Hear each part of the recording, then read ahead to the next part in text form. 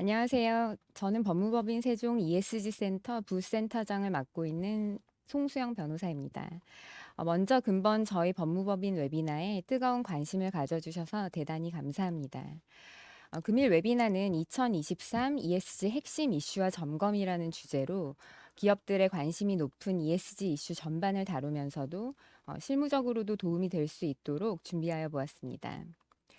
사실 저희 법무법인에서는 작년 한 해 동안 많은 기업들을 자문하면서 ESG를 바라보는 기업들의 눈높이도 훨씬 높아지고 그 이해의 수준도 기존의 정형적인 법률 자문 내용을 뛰어넘는 기업들이 늘어나고 있는 것을 느낄 수 있었습니다.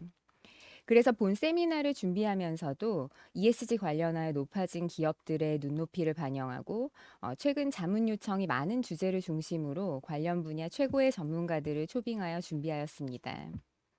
이미 프로그램에 소개드린 바와 같이 금일은 2022년 ESG 이슈에 대한 정리와 함께 2023년 ESG 주요 예상 이슈를 살펴보고 본격적인 주총 시즌에 앞서 2023년 주총 관련 주요 이슈 및 전망에 관하여 살펴보도록 하겠습니다.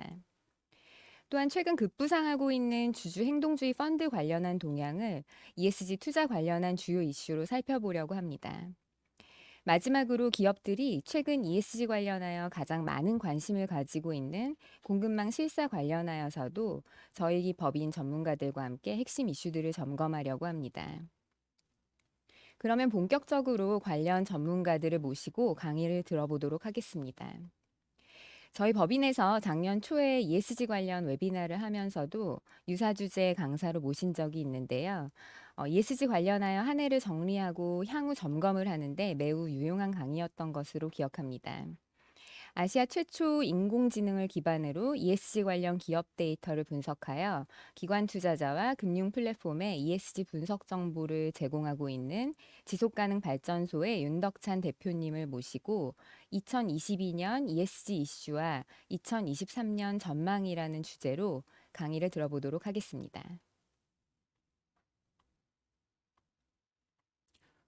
네, 안녕하세요. 방금 소개받은 지속가능발전소 윤덕찬입니다. 오늘 말씀드린 것처럼 2022년에 ESG 리스크를 중심으로 해서 어떤 이슈들이 있었는지를 설명드리고 나가서 2023년에 대해서 간단히 제가 생각하는 부분들에 대한 전망을 드리도록 하겠습니다. 먼저 간단히 저희 회사를 소개해드리고자 합니다. 저희 회사는 전 세계에서 두 번째로 아시아에서는 최초로 AI를 활용해서 ESG를 분석 평가하는 회사로서 2013년에 설립을 했고 UN PRI에는 2015년에 가입했습니다. 그래서 미국의 후즈굿이라는 법인이 있고 자회사로 ESG 평가 정보라고 하는 회사를 두고 있습니다. 데이터 분석 기술을 활용해서 저희는 ESG에 특화된 정보를 투자 시장에 제공하려고 노력했고 나아가서 ESG 정보가 다양하게 활용될 수 있어서 기업의 여신, 신용평가, 기업 공급망 관리 시장에 활용할 수 있도록 제공하고 있고 나아가서 저탄소 경제로의 전환과 지속가능 금융을 지원하는 역할들을 하고 있습니다. 저희는 크게 네 가지 플랫폼을 가지고 이러한 시장에 이런 정보, ESG 정보를 제공하고 있고요. 그래서 원래 아시는 것처럼 ESG는 투자 시장에서 활용하는 용어이고 정보에 이어서 증권사와 기관 투자자들 많이 이용하고 있습니다만 최근엔 다양한 은행 등 다양한 금융기관 나아가서 여러 기업들이 이런 정보들을 활용하고 있습니다.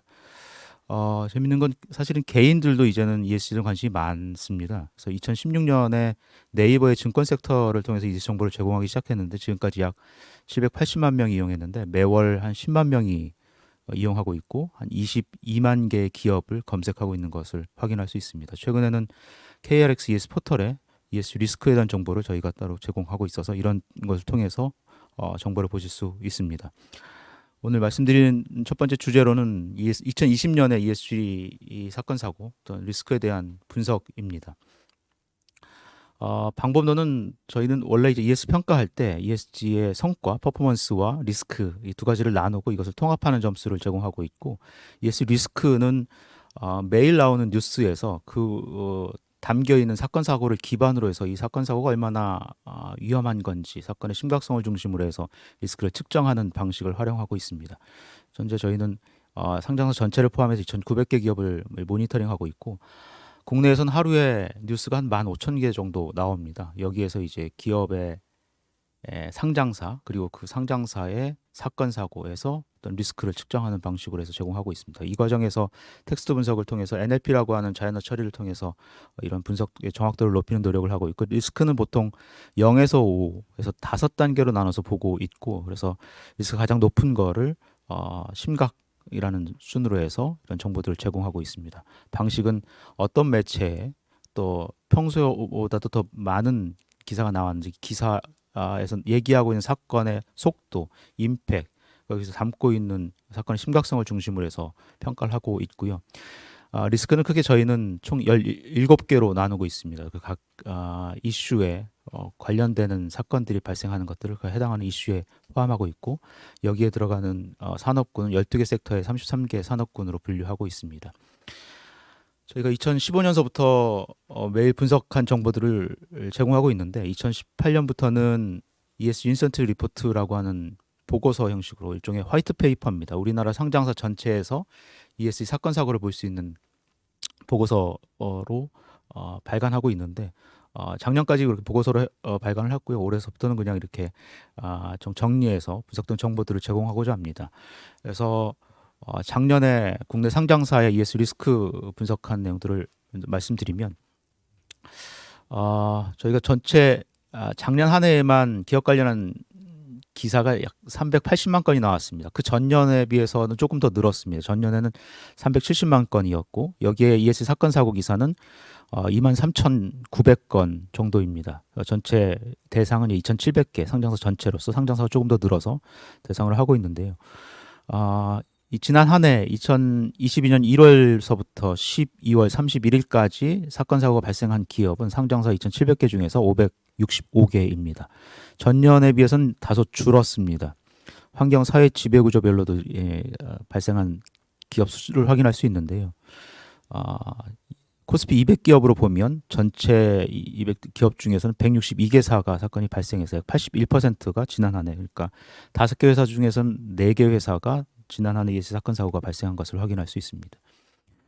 말씀드린 것처럼 전체 상장사 중에서는 565개사가 지난 한 해에 사건 사고가 발생했는데, 기업 수로 보면은 최근 5개년도로 봤을 땐 처음으로 기업 숫자가 좀 줄었습니다.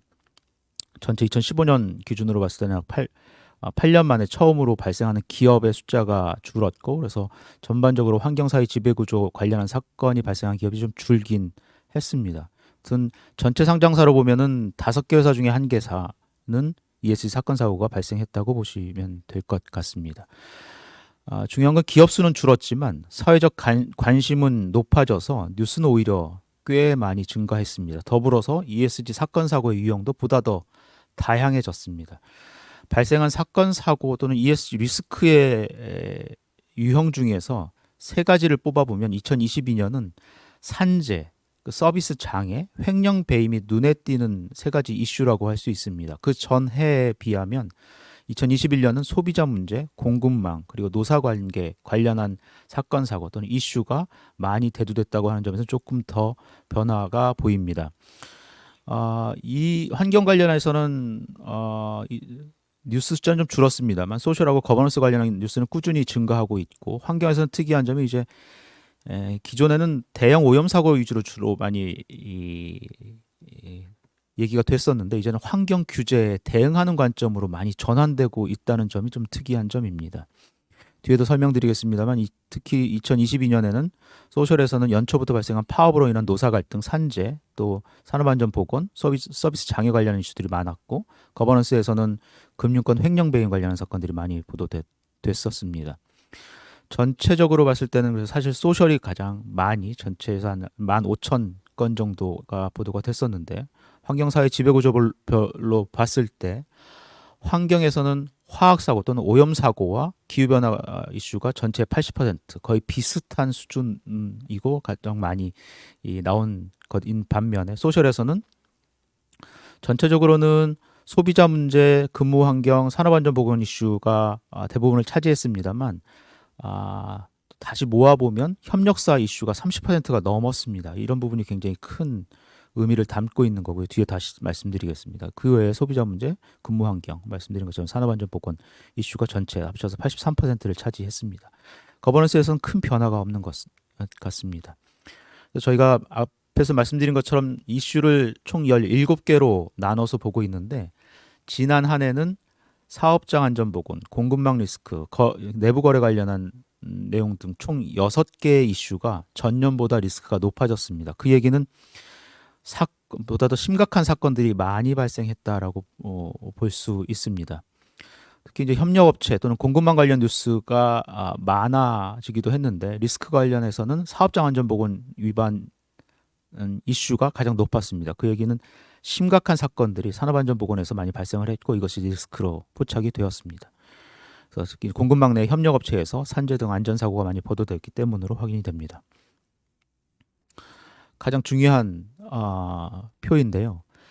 제가 지금까지 쭉 발표를 하면서 분석된 내용들을 기초로 해서 봤을 때 지금까지 우리나라의 기업들의 지속 가능성을 가장 위협하는 ESG 이슈라고 하면 그동안 지배구조의 도덕성이었습니다. 그런데 재작년 2021년에는 처음으로 소비자 문제가 가장 탑으로 올라왔고 작년에는 공급망 리스크가 처음으로 가장 높았고 나아가서 탑4 안에 들어있는 것이 모두 다 소셜 이슈입니다. 특히 그림에서 보시는 것처럼 공급망 리스크는 2018년에만 하더라도 5번째에 해당됐었습니다. 꾸준히 올라와서 작년에는 가장 많이 보도된 가장 논란이 많았던 이슈라고 할 수 있습니다. 그래서 가파르게 증가되었고 또 사업장 안전보건 관련해서도 보면 2018년에는 8번째 해당됐었는데 꾸준히 중요성이 높아지면서 작년에는 탑4까지 올라왔습니다. 그래서 이 모두 4가지 이슈들이 모두 소셜 이슈였고 그만큼 이러한 이슈들이 계속 우리 사회에 가장 중요한 또 우리 이 상장사의 ESG 리스크 중에서 가장 영향을 미치는 요소라고 말씀드릴 수 있습니다. 특히 공급망 관련 이슈에서는 앞에도 말씀드린 것처럼 다수의 안전사고가 협력업체, 하청업체에서 발생했습니다. 위험의 외주화를 통한 안전 불감증에 대한 이슈가 많이 불거졌던 것입니다. 저희가 이 ESG 리스크에서 이런 공급망 리스크를 따로 측정할 때 방법은 예를 들면 A라고 하는 회사에 ESG 관련 사건 사고들이 많이 발생하면 이것을 이제 바로 이슈로 이제 포착하게 되는데 이 공급망 이슈는 A라고 하는 회사의 협력업체들에서 노동안전 인권 관련한 다양한 이슈들이 발생하면 이것이 A라고 하는 회사의 공급망 리스크로 잡히게 됩니다. 그렇기 때문에 즉 이게 많이 부각됐다고 하는 것은 협력업체 이러한 이슈들이 굉장히 많이 있었다고 하는 것을 이라고 볼 수 있습니다. 재밌는 건 저희처럼 이러한 뉴스에서 ESG 리스크를 분석해서 화이트 페이퍼 형식으로 보고하고 있는 회사 중에 하나가 이제 ISS ESG라고 하는 글로벌 회사 중에 하나가 있는데요. 지난 한 해 2020년 1월 1일서부터 11월 15일까지 15,000개의 기업의 ESG 리스크를 분석해 본 결과 소셜에서 소비자 또는 노동 관련 기사가 가장 많이 집중되었고 그 중에서는 노동권이라고 하는 이슈들 또 스트라이크나 또는 워킹 컨디션 이런 내용들이 포함된 뉴스가 전체의 18%로 가장 많이 집중되었다고 보고하고 있습니다. 이 점은 저희가 분석하고 있는 것과도 거의 같습니다. 저희 한국에서도 18.08%로 동일하다는 측면이었고 한편으로는 전체 업종에서는 지난 한 해는 에너지 산업과 자동차 산업이 가장 ESG 리스크 또는 컨트로버시 이슈가 높은 걸로 분석이 됩니다. 통신 산업에서는 서비스 문제를 지적을 하고 있습니다. 한편으로 ISSG에서는 환경에서는 기후와 생물 다양성 문제가 비교적 주목받지 못하고 있음을 지적하고 있습니다. 두 가지를 밑에 이제 다시 정리를 해봤는데요. 보고서에서는 기후 위기에도 불구하고 노동권에 비해서 기후 변화나 생물 다양성 문제에 대해서 상대적으로 언론의 주목이 적었는데 그 이유로는 점진적으로 누적되는 영향에 대해서 기업을 직접적으로 연결하기가 되게 어렵고 아직 규제가 미성숙하기 때문이라고 해석하고 있습니다. 한편으로 이 ICT 이 업종에서는 알파벳, 애플, 메타, 아마존과 같은 회사가 불공정 관행 또는 부적절한 소비자 문제로 많이 비난이 되었는데 이런 부분에 있어서는 언론의 관심이 지나치게 높았다고 지적하고 있습니다. 국내에서도 앞에서 잠깐 얘기 드렸습니다만 ICT 기업에서의 소비자 문제 예를 들면 우리 IDC의 화재 사고로 인해 가지고 서버가 중단되고 하는 이런 부분들의 문제가 많이 집중된 한 해이기도 합니다. 그래서 이런 측면에 있어서 꽤 상당히 글로벌한 ESG 컨트로버시 이슈 리스크하고 이 커플링 현상이 있는데요. 왜냐하면 전 해에도 제가 ISS ESG의 리포트를 저희 비교했었는데 그때도 전 세계에서는 소셜에서 노사관계와 근무환경, 인권이 가장 중요한 이슈로 대두된 것이라고 보고한 바 있습니다. 저희 분석에서도 그 해에는 근무환경과 인권 침해 이슈가 모두 전년 대비 리스크나 또는 발생 기업 수 측면에서 모두 증가되어서 이런 부분들이 팬데믹 이후에 거의 같은 현상들이 일어나고 있음을 확인할 수 있습니다. 추가적으로 말씀드리면 환경 리스크 발생 기업에 있어서 가장 많이 다루어진 이슈는 2021년에는 화학 사고 또는 오염 사고로 전체 62%였는데 기후변화가 53.4%로 환경 이슈에서는 가장 많았습니다. 그래서 전체적으로 발생 기업은 감소했지만 기후변화를 포함해서 자원 낭비 또는 생물 다양성 침해 관련한 다양한 이슈들로 점점 더 이런 것들이 보고되고 있음을 확인할 수 있습니다. 이 점은 작년하고 그 전해하고도 비슷한 현상이 있는데요. 자세히 보면 사실은 기존의 환경 뉴스에서 다루고 있었던 화학사고, 오염사고는 우리 기업이 환경에 미치는 영향에 대한 또는 악영향에 대한 것들을 보고하고 있는 것인데요. 새로 등장하고 있는 이러한 이슈들, 기후변화, 자원낭비, 생물다양성 이런 부분들에 있어서는 오히려 이런 이슈가 발생함으로 있어서 이런 리스크가 우리 기업들에게 어떤 영향을 주고 있고 이런 것들을 잘 관리하고 있는지를 확인하고 있는 기사들, 이런 부분에 대한 우려를 표하고 있는 기사들입니다. 그래서 어떻게 보면 듀얼 머티리얼리티 관련한 이슈들이 점점 더 다루어지고 있음을 환경에서는 보고 있는 것입니다. 아까 말씀드린 것처럼 작년에 공급망 관련 이슈가 가장 크게 대두되었는데요. 2020년에서부터 보면 이 흐름이 명확합니다. 2020년에 공급망 관련한 사건 사고는 1,600건이었는데요. 거의 2배 가까이 매년 성장을 해서 이 부분에 이 공급망 리스크 관련한 부분들에 있어서는 이미 관심도 굉장히 많고 나아가서 이슈도 폭넓게 다루어지고 있으면서 협력사 또는 하청업체의 문제는 결국 원청업체의 책임이라고 하는 점을 계속 강조하고 있습니다. 그래서 규제의 등장과 함께 고객사의 요구로 인해서 지속가능한 공급망이 더욱 중요해진 것이라고 해석할 수 있습니다. 글로벌 시장에서는 앞에 소개해드린 것처럼 에너지 산업과 자동차 산업의 리스크가 가장 높은 한 해였습니다. 반면에 국내에서는 에너지 산업과 운송 산업에 대한 리스크가 가장 높았습니다. 운송 산업은 팬데믹 이후에 본격적으로 많이 대두되었었는데요. 2020년에서는 배달이 많이 이루어지면서 배달로 인한 여러 가지 사고들이 많았습니다. 인명사고도 있었습니다만 또 이로 인해서 환경이 오염되고 있는 분들도 있었고 또 이런 부분에 운송에 대한 과다한 부담으로 인해서 여러 가지 문제들이 발생한 것이었는데 작년에는 그래서 한국에서는 여전히 운송 산업에 대한 리스크가 사건이 많이 발생해서 리스크가 높았던 것으로 해석이 됩니다. 더불어서 ICT에서는 해외 유사하게 소비자 문제, 앞에서 말씀드리는 것처럼 그런 서비스가 중단되거나 하는 것들이 많이 대두되었고 그런 것을 리스크로 많이 높아졌었습니다. 이러한 다양한 분석들이 결국에는 우리가 관리해야 될 것이 무엇인지를 확인할 수 있게 되는 것입니다. 이런 분석으로 끝나는 것이 아니고 이러한 이슈들은 계속적으로 다루어지게 될 것이고 이 각각의 산업에 있어서 꼭 다루어야 되는 또 관리해야 되는 리스크를 확인할 수 있는 것인데요. 한편으로는 이런 분석을 통해서 ESG 성과와 리스크를 매핑을 하게 되면 예를 들면 핑코에서 쓰는 방법을 이제 적용한 것인데요. 1사분면에 있는 회사들은 성과도 좋지만 리스크는 적은 회사들입니다. 그런 투자할 회사가 되는 것이고 2사분면에 있는 회사들은 성과가 안 좋고 리스크가 또 안 좋은 회사들입니다. 그런 투자에서의 비중을 줄일 회사가 되는 거예요. 3사분면은 투자를 회수할 회사가 되는 것이고 4사분면은 성과는 좋은데 리스크는 높은 회사들입니다. 큰 기업들이 많이 속해 있는데 이런 회사들은 좀 더 인게이지를 통해서 투자하고 싶은 회사로 갈 수 있도록 그런 노력 찾아볼 수 있는 것입니다. 이런 부분들로 투자 의사결정에 활용할 수도 있는 것이고요. 채권 측면에서는 사실 채권은 신용 등급이 가장 중요합니다만 최근에서는 ESG 역시 같이 고려하게 되고 있습니다. 그래서 보통은 일정 신용 등급 이하는 이제 아예 투자를 하지 않게 되는 것인데요. 신용 등급이 좋은 회사라 하더라도 예를 들면 AAA, AA 있는 회사인 경우에는 주로 이제 채권에서는 무조건 이제 담게 되는 회사이기도 합니다만 ESG 평가를 하다 보면 굉장히 다른 측면이 있습니다. 특히 리스크가 높은 회사들이 있는데 그 중에서 보면 트리플 A나 더블 A에 속해 있는 회사들은 공사인 경우들이 많습니다. 공사에서도 다양한 ESG 리스크가 발생했고 그래서 신용 등급이 좋음에도 불구하고 채권 투자에서는 고민하게 만드는 경우들이 많습니다. 이런 측면에 있어서 ESG 리스크에 대한 관리의 중요성도 확인할 수 있습니다. 나아가서 국민연금이 다양하게 국내 상장사들에게 투자를 하고 있는데 이런 부분에 있어서 리스크 관점에서 보면 MPS의 포트폴리오 내에서 이 포트폴리오의 지속 가능성을 위협하는 요소들을 찾을 수가 있습니다. 저희가 봤을 때 리스크 분석을 통해서 보면 소비자 문제가 가장 이 포트폴리오에 위협이 되는 리스크로 나오게 되고 그 다음엔 도덕성 또는 산업안전보건 관련한 이슈들입니다. 이런 부분들이 우리가 관리해야 될 포인트를 잡을 수도 있을 것 같습니다. 이렇게 다양한 방식으로 활용할 수 있음을 간단히 소개해드렸고요.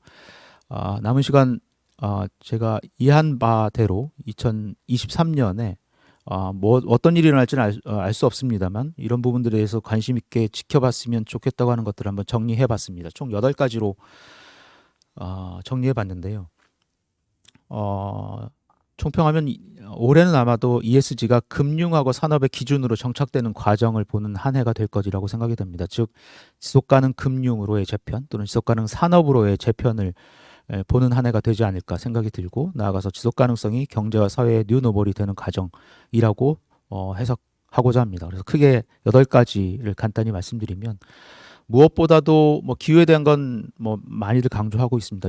오늘 말씀드리는 거에서는 시간이 많지 않기 때문에 자세한 내용들은 이미 많이 아실 것이어서 큰 흐름만 본다면 기후 리스크에 대한 측정 그리고 배출량에 대한 관리 강화가 굉장히 중요하게 될 것 같습니다. 아시는 것처럼 기후 리스크는 투자 리스크다. 나아가서는 금융 리스크다. 이제는 경제 리스크다라고도 표현할 수 있는데 저희가 ESG 2.0이라고 하면 결국엔 이제 의무화되는 것, 규제화되는 것을 말합니다. 그런 관점에서 기후 리스크에 대한 관리는 지극히 강조되고 있는데 첫 번째는 규제 때문이고 두 번째는 고객사의 요구, 세 번째는 금융사의 요구 때문입니다.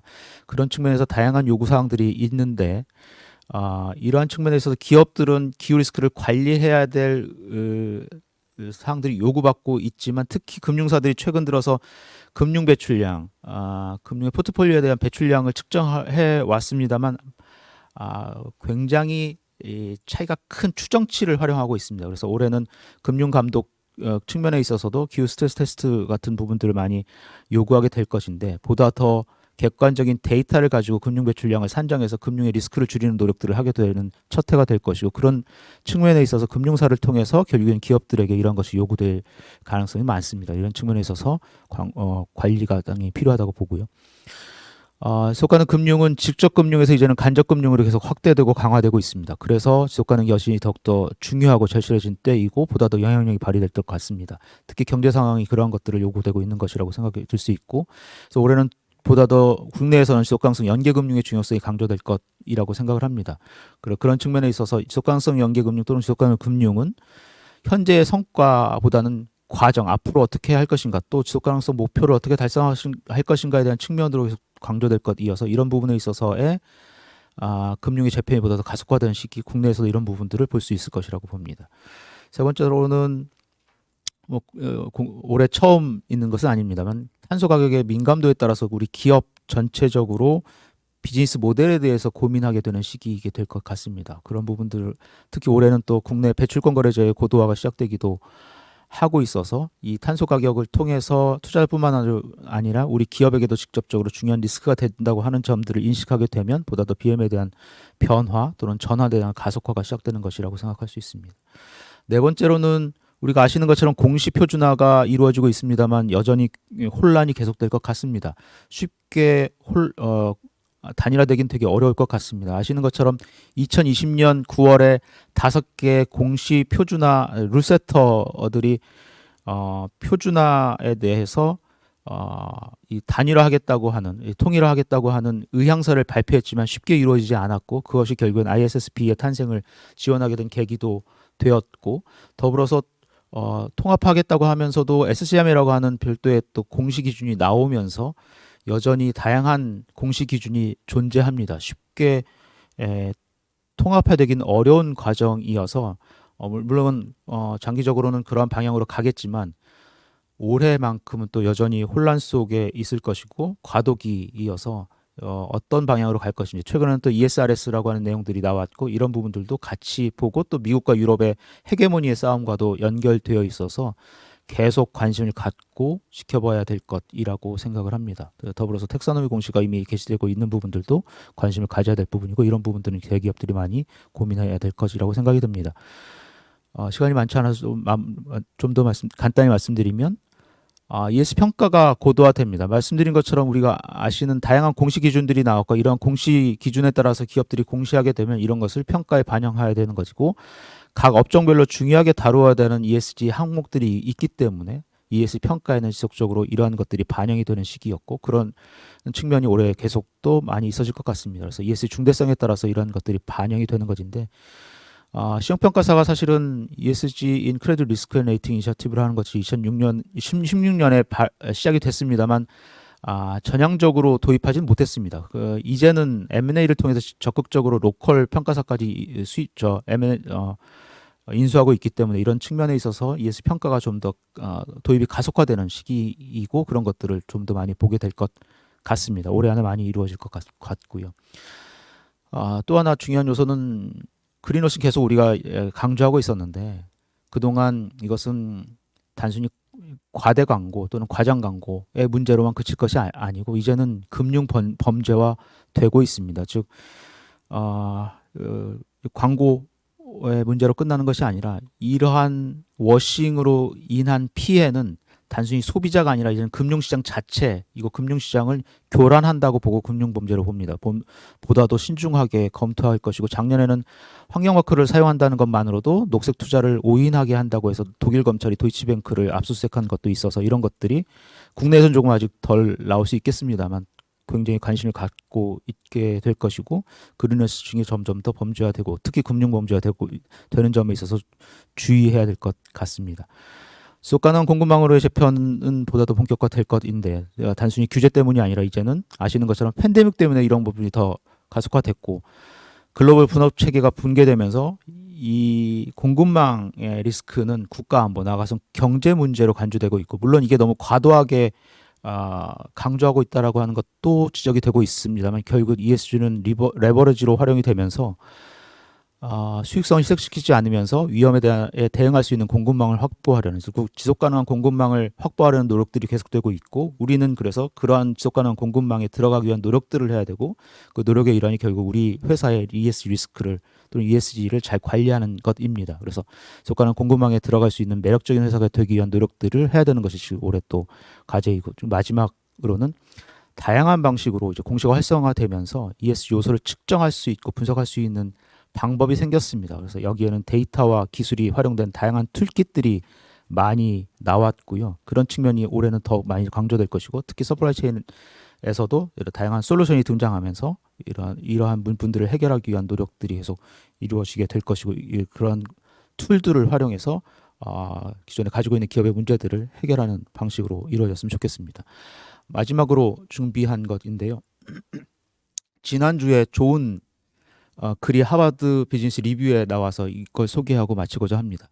아시다시피 미국에서는 여러 논쟁들이 있습니다. ESG에 대해서. 그래서 곧 이제 미국 하원 의원에서는 ESG 청문회가 열리게 될 것인데 이 글에서는 ESG 투자가 작년 한 해는 이제 문화 전쟁이라고 하는 거에 휘말려 있는데 핵심은 ESG를 원래의 협소한 목적, 협의의 목적으로 되돌리는 것이 필요할 것 같다. 즉 원래 기업이 ESG 관련한 문제로 직면되는 중요한 장기적인 리스크를 식별하고 이것을 투자자에게 전달하는 수단이었다고 하는 측면입니다. 그런 측면으로 여러 가지 이제 우파적인 측면, 좌파적인 측면으로 또 확대하거나 축소하거나 이런 논쟁이 있는데 그 여부를 떠나서 기본적으로 기업에 미치는 리스크를 ESG로 식별하고 이것을 잘 투자자에게 전달을 해서 투자자가 이것을 토대로 해서 자본을 잘 할당한다고 하면 그런 부분에 있어서의 ESG의 중요성, ESG는 꼭 필요한 거 아니냐라고 하는 측면이고 그러한 본질적인 측면으로 돌아가서 판단해 본다고 하면 ESG 이러한 논란은 다른 것보다도 결국은 ESG에서 다루고 있는 각 산업별 ESG 중대성 이런 측면에 초점을 맞춰서 보다 더 보는 게 중요하다. 그렇게 한다고 하면 훨씬 더 건강한 시장이 형성될 것이다라고 하는 측면입니다. 그래서 이런 보다 더 다른 측면이긴 합니다만 ESG에서 얘기하는 머티리얼리티 이런 부분에 대한 측면에 보다 더 집중해야 된다고 하는 얘기가 의미가 있는 것 같아서 소개하면서 저 시간을 마치겠습니다. 들어주셔서 감사합니다. 작년에 ESG 관련 주요 이슈와 2023년 예상 ESG 주요 이슈를 망라한 풍부한 강의 감사드립니다. 특히 2022년 공급망 리스크 관련 뉴스가 많이 보도되었다는 점과 올해 ESG가 금융과 산업의 기준으로 자리 잡는 한 해가 될 것이라는 부분이 마음에 와 닿았습니다. 좋은 강의해주신 윤덕찬 대표님 다시 한번 감사드립니다. 최근 저희 법무법인에서 ESG 관련하여 발간한 뉴스레터 중에서 고객들의 관심을 가장 많이 받은 뉴스레터는 바로 글로벌 의결권 자문사의 국내 기업 대상 가이드라인 개정 관련한 뉴스레터였습니다. 특히 ISS와 글라스 루이스는 전 세계 의결권 자문 시장의 90% 이상을 점유하고 있다고 알려져 있는데요. 글로벌 의결권 자문사의 국내 기업 대상 가이드라인의 업데이트 사항에 관하여 국내외 기관 투자자들과 국내 기업들의 M&A 분할 등 굵직한 이슈에 관하여 많은 자문을 제공하고 있는 얼라이언스 어드바이저스의 이혜영 전무님을 모시고 해외 의결권 행사 지침 개정 동향 및 기관 투자자 동향에 관한 강의를 들어보도록 하겠습니다.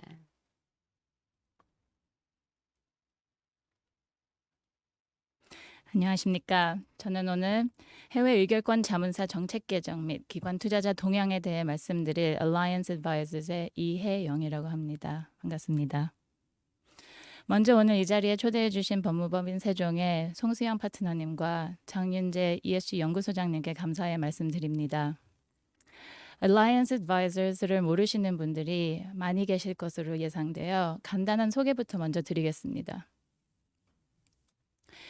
Alliance Advisors는 2005년도에 설립되어 전 세계적으로 상장 기업의 정기 및 임시 주주총회 지원 및 행동주의 펀드 등 다양한 형태 대응 등 다양한 형태로 전략적 주주 엔게이지먼트를 요구하는 서비스를 지원을 하고 있는 전문 자문사입니다. 현재 미국에서 고객이 700개사가 넘으며 글로벌 기준으로 800개사를 지원하고 있습니다. 의결권 행사 주체 확인부터 시작하여 의결권 자문사 정책 기준 안건 분석을 해드리며 의결권 대리 행사 권유까지 고객사들을 지원하고 있으며 마지막으로 연계된 ESG 자문 서비스도 제공을 하고 있습니다. 미주 고객으로는 잘 아실 만한 기업들 코카콜라, 코스트코, 스타벅스 등 오랜 아실 만한 기업들과 오랜 파트너십을 저희가 가져가 왔으며 아시아에서는 지난 몇 해 동안은 대만 위주로 서비스를 제공을 해왔습니다. 작년 말 기준으로 국내 서비스를 드디어 런칭하여 이렇게 인사를 하게 되었습니다. 올해 주총 시즌이 시작되며 이번 주나 다음 주부터 이제 공시 내용에 저희 Alliance Advisors를 보시게 될 것으로 예상하실 수 있겠습니다. 오늘 말씀드릴 내용은 일단 기본적으로 해외 의결권 자문사의 영향력, 자문사 엔게이지먼트를 하실 때 기업들이 따르시면 좋을 그런 룰북들, 그리고 해외 의결권 자문사들의 2023년도 의결권 정책 개정 트렌드랑 올해 또 이제 해외 기관들에서 스튜어드십이나 의결권 대상 관련 정책에 대한 트렌드에 대해서 말씀드리도록 하겠습니다.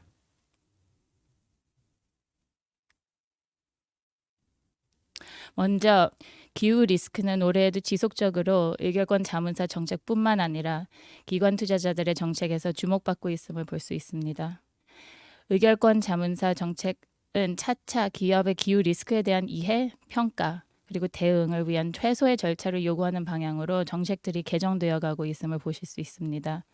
이를 제대로 수행하지 못하는 회사들은 이사 선임에 대한 반대 권고 리스크부터 지속적으로 커질 것이고 이사회 성별 및 역량 다양성에 대한 요구사항이 이사 역량 측정 및 평가 등 같은 형태로 더 강화될 것으로 보입니다. 이사 후보 풀의 제한성 및 여성 이사에 대한 법률 개정으로 인해 오버보딩에 대한 우려도 더욱 커질 리스크로 보입니다. 마지막으로 최근 경영권 지분 매각 시 의무 공개 매수 도입, 그리고 물적 분할 후 상장 시 주식 매수 청구권 부여, 배당 기준일 개선에 대한 여러 가지 검토 및 확정된 제도로 인하여 2023년도는 상당히 다이내믹한 주총 시즌으로 이루어질 것으로 저희는 예측하고 있습니다. 한국거래소에 의하면 이런 중순 기준 외인 보유율은 한 31.6% 수준으로 보고 있습니다. 2월 13일 기준 해외 기관의 한국 시장 엑스포저를 보면은 탑 7 기관들이 모두 ISS와 글래스 루이스를 참조함을 보실 수가 있으십니다. 현재 지금 탑 7을 보시면은 뱅가드, 블랙락, 노지스, APG 등 이렇게 7개를만 보아도 ISS 또는 GL 또는 둘 다 참고하지 않는 기관이 없을 정도로 우리나라를 투자하고 있는 해외 기관들은 이 해외 의결권 자문사들의 상당히 높은 영향력을 가지고 있음을 보실 수 있겠습니다. 그리하여 주총 공고 전에 의결권 자문사 정책 기반 안건 부석은 물론 의결권 자문사와의 엔게이지먼트의 중요성을 충분히 저희가 강조드릴 수 없는 상황입니다.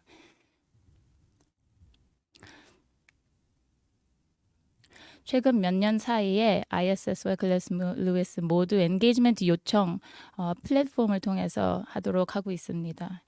이전에는 연락을 해도 됐었는데 이제는 플랫폼 통해서 모든 요청과 자료를 이제 제공을 해야 하는 상태이며, 시즌 중에는 직접 컨택을 하면 오히려 회사한테 좀 불리하게 적용될 수 있는 그런 상황에 이른 게 저희 현실입니다. 기본적으로 ISS와 글래스 루이스 모두 정책에 대한 확인 요청을 해도 된다고는 하지만 시즌 중에는 확인 사항에 대한 답변을 받기가 어려운 게 사실입니다. 특별 상황이 있어도 핵심 이슈가 제대로 전달되지 못하면 콜 진행도 다소 어려우니 프리시즌에 엔게이지먼트를 진행하시든지 아니면은 공시 전에 충분한 근거 자료를 가지고 엔게이지먼트 요청을 하시는 게 좋습니다.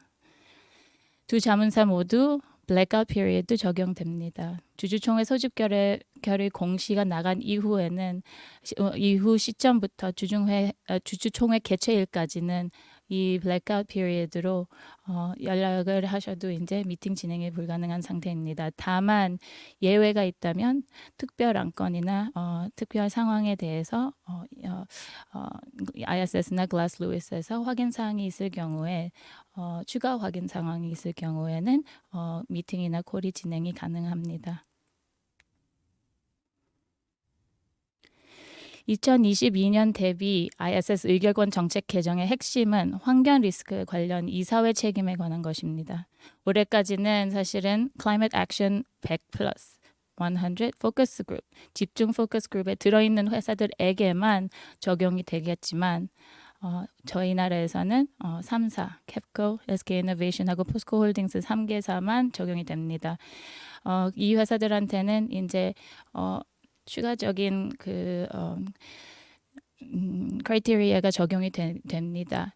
하지만 이게 앞으로는 TCFD에 따른 기후 변화와 대응 목표 공시뿐만 아니라 구체적인 이행 시기나 계획에 대해서 로드맵이 명시가 제대로 안 돼 있으면은 앞으로는 타 회사에 대해서도 이러한 좀 더 본격적인 그런 평가가 있을 것으로 예상이 되고 있습니다. 올해 이미 노지스가 IS보다 더 포괄적인 기후 리스크에 대한 기대에 못 미치면 이사 선임에 대한 반대 가능성이 있다고 공개를 한 바 있습니다. 이런 식으로 ISS뿐만 아니라 기관 투자자들도 같은 방향으로 기후 리스크에 대한 이사회의 책임을 묻는 트렌드가 발생하고 있습니다. 2023년 ISS 개정 정책에는 또 사회 또는 환경 이슈와 연관되어 있는 안건에 대해서 논란, 과징금, 소송 등 유무를 안건 평가 기준에 포함하기로 하였습니다. 글래스 루이스 같은 경우에는 2022년도에 새로 도입되기는 했지만 좀 봐야 할 필요 있는 부분들은 이 오버보딩 문제에 관련된 건데요. 사회이사의 겸직 제한 회사의 수 개정에 대한 것입니다. 이전에는 이 두 개사에 대해서만 한 개를 제한을 가졌다면은 현재로서는 2022년 초부터는 5개사까지 사회이사 겸임이 가능하도록 개정을 하였습니다.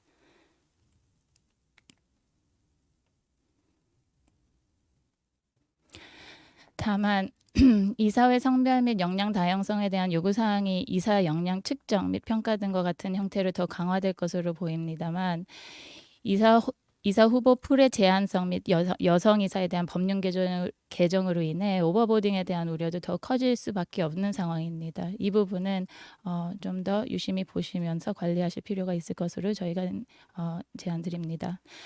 자본시장법 개정으로 인해 자산 총액 2조 원 이상의 상장 기업이 이사회 한 가지의 성 이상으로만 구성될 수 없다는 방침은 이미 22년 8월에 게시되었으며 글래스 루이스는 2022년 1월부터 관련 위원회 위원장 혹은 이사회 의장에 반대 권고를 하고 있습니다. 블랙락, 스테이트 스트리트, 뱅가드 그리고 리걸 앤 제너럴 모두 개정법과 비슷한 수준으로 요구하고 있음을 여기에서 보실 수 있겠습니다.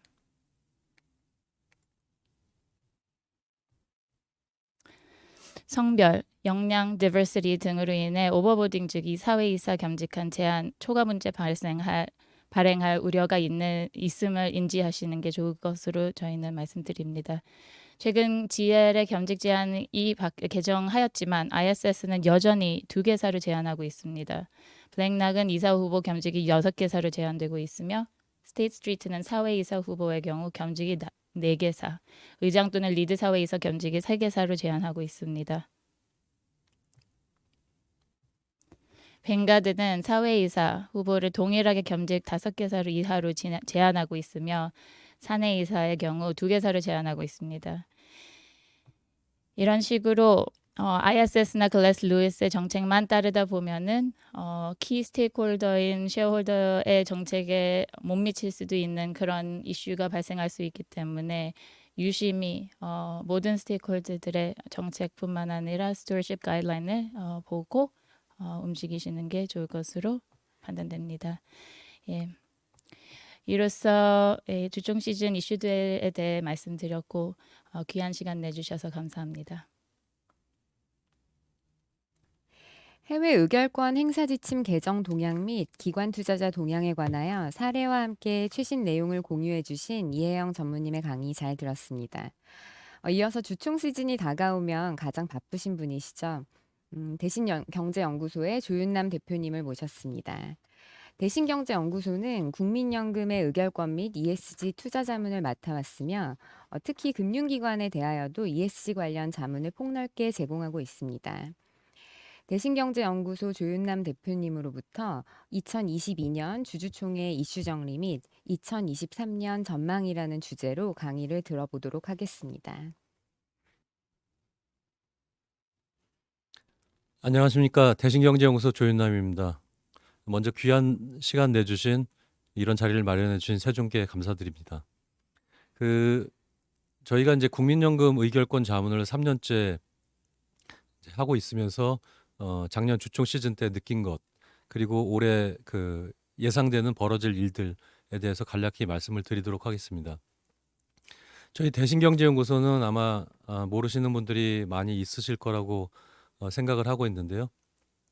국민연금을 포함해서 연기금, 공제외, 그리고 자산운용사들까지 포함해서 대한민국의 기관 투자자들을 저희 고객으로 삼고 의결권 자문과 ESG 평가 업무를 수행하고 있습니다.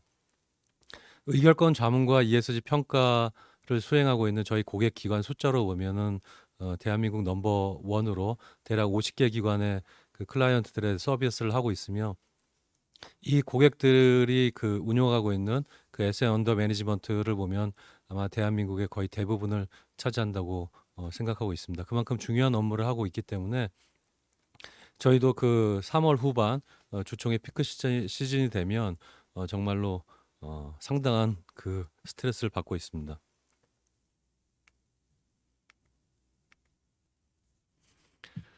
저희 커버리지 대략 한 707개사에 대해서 작년 주주총회 결과를 말씀드리면 안건이 4,762개죠.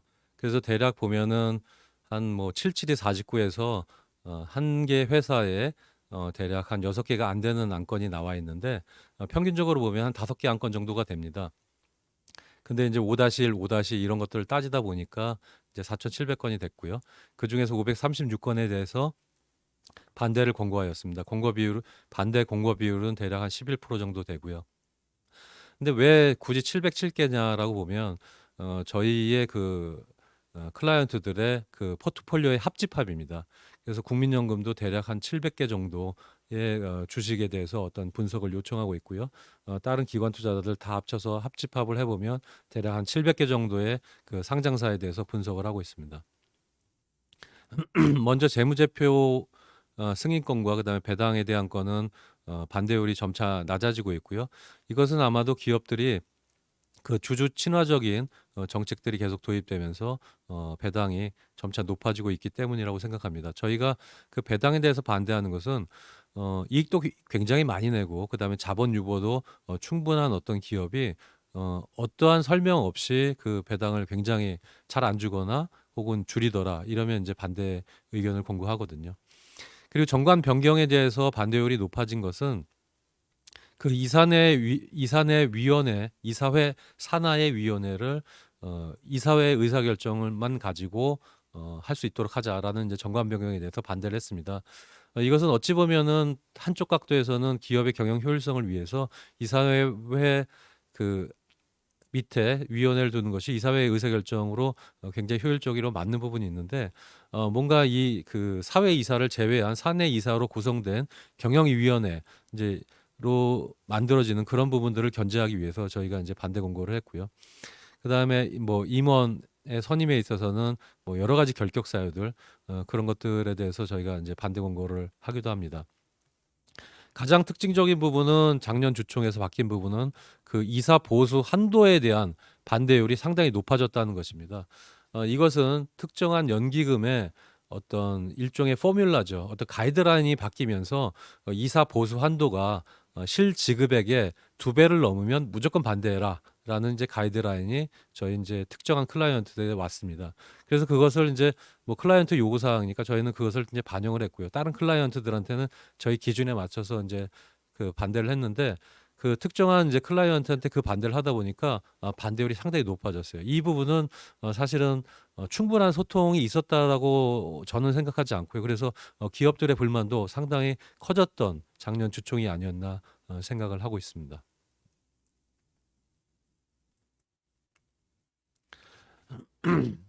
이제 연장선상에서 이제 이사 보수 한도에 대한 부분인데요. 보시는 이제 그래프에서 벌써 이름이 나왔네요. 특정한 연기금의 그 반대 권고율은 대략 한 40%에 달하고 저희는 특정한 연기금에 대해서는 당신들의 포뮬러를 따르고 그다음에 나머지 기관 투자자들한테는 저희의 가이드라인에 맞춰서 그렇게 이제 반대를 하거나 혹은 찬성을 하거나 이제 그런 형태로 했습니다. 그 아마 실무설에서 이야기한 그런 포뮬러에 따르면 대략 한 70%에 육박하는 그 안건에 대해서 이사 보수한 데에 대해서 반대가 나가기 때문에 일단 그 의도와 취지 그것은 상당히 좀 미래지향적이고 이사 보수 한도를 뭔가 거기서부터 바로 자리매김을 하면서 일단 임원들의 그 보너스에 대한 어떤 실지급액을 이제 잡아가겠다라는 어떤 그 좋은 의도임에도 불구하고 그것들이 기업들과 충분한 소통에 있어서 조금은 불편함이 있었던 것 같습니다. 그래서 그것이 이제 가장 작년에 주총 의결권 자문에 있어서 가장 이슈가 됐던 특징적인 부분이었습니다. 그다음에 두 번째는 저희가 주주 관용 활동들이 최근에 굉장히 빠른 속도로 늘어나고 있다고 생각합니다. 이것은 그 인사이티아라는 데서 집계를 낸 것인데요. 조금은 이제 그 논란의 여지는 있습니다. 과연 무엇이 주주 행동주의고 어떠한 형태의 인게이지먼트를 이 행동주의 건수로 볼 거냐에 대한 어떤 기준에 대한 판단은 분명히 굉장히 주관적일 수 있지만 전체적으로 보면은 최근 3년 동안에 어떤 주주들의 관여 활동, 기업들이 경영을 이렇게 해야 된다, 배당은 어떻게 해야 된다, 그 다음에 새로운 어떤 보드 멤버를 참여시켜야 된다, 이런 부분에 대한 어떤 주주들의 목소리는 분명히 높아지고 있는 추세이고 앞으로 몇 년 동안은 이러한 추세가 계속될 것으로 저희는 생각하고 있습니다. 그래서 구체적으로 그 주주 제한에 대해서 살펴보면은 최근에 이제 그 주식시장에서 굉장히 핫한 이슈죠. 그 SM 엔터테인먼트에 대해서 얼라이언 파트너스가 주주 제한을 했는데 이 감사 후보는 이제 그 3%의 룰을 적용받기 때문에 아무리 이제 그 주요 주주나 대주주가 그 지분율이 많다 하더라도 그 한도가 제한되기 때문에 실제로 그 주주 제한이 결국은 가결되는 그러한 결과를 가져왔고요. 나머지 현대산업개발이나 한샘이나 한진칼 같은 경우도 뭔가 그 새로운 보드 멤버를 넣어야 된다. 그다음에 감사위원을 이런 분으로 하자라고 이제 주주 제한이 있었음에도 불구하고 그 주주 제한들은 전부 부결이 됐습니다. 그리고 그 밑에 있는 부분들 보면은 이것은 뭔가 이제 표대결로 가기 전에 기업들이 사회적인 전체적인 정서를 조금 고려해서 스스로 어떤 그 회사의 의지를 조금은 이렇게 완화시키는 그런 형태의 결과들이 나왔는데요.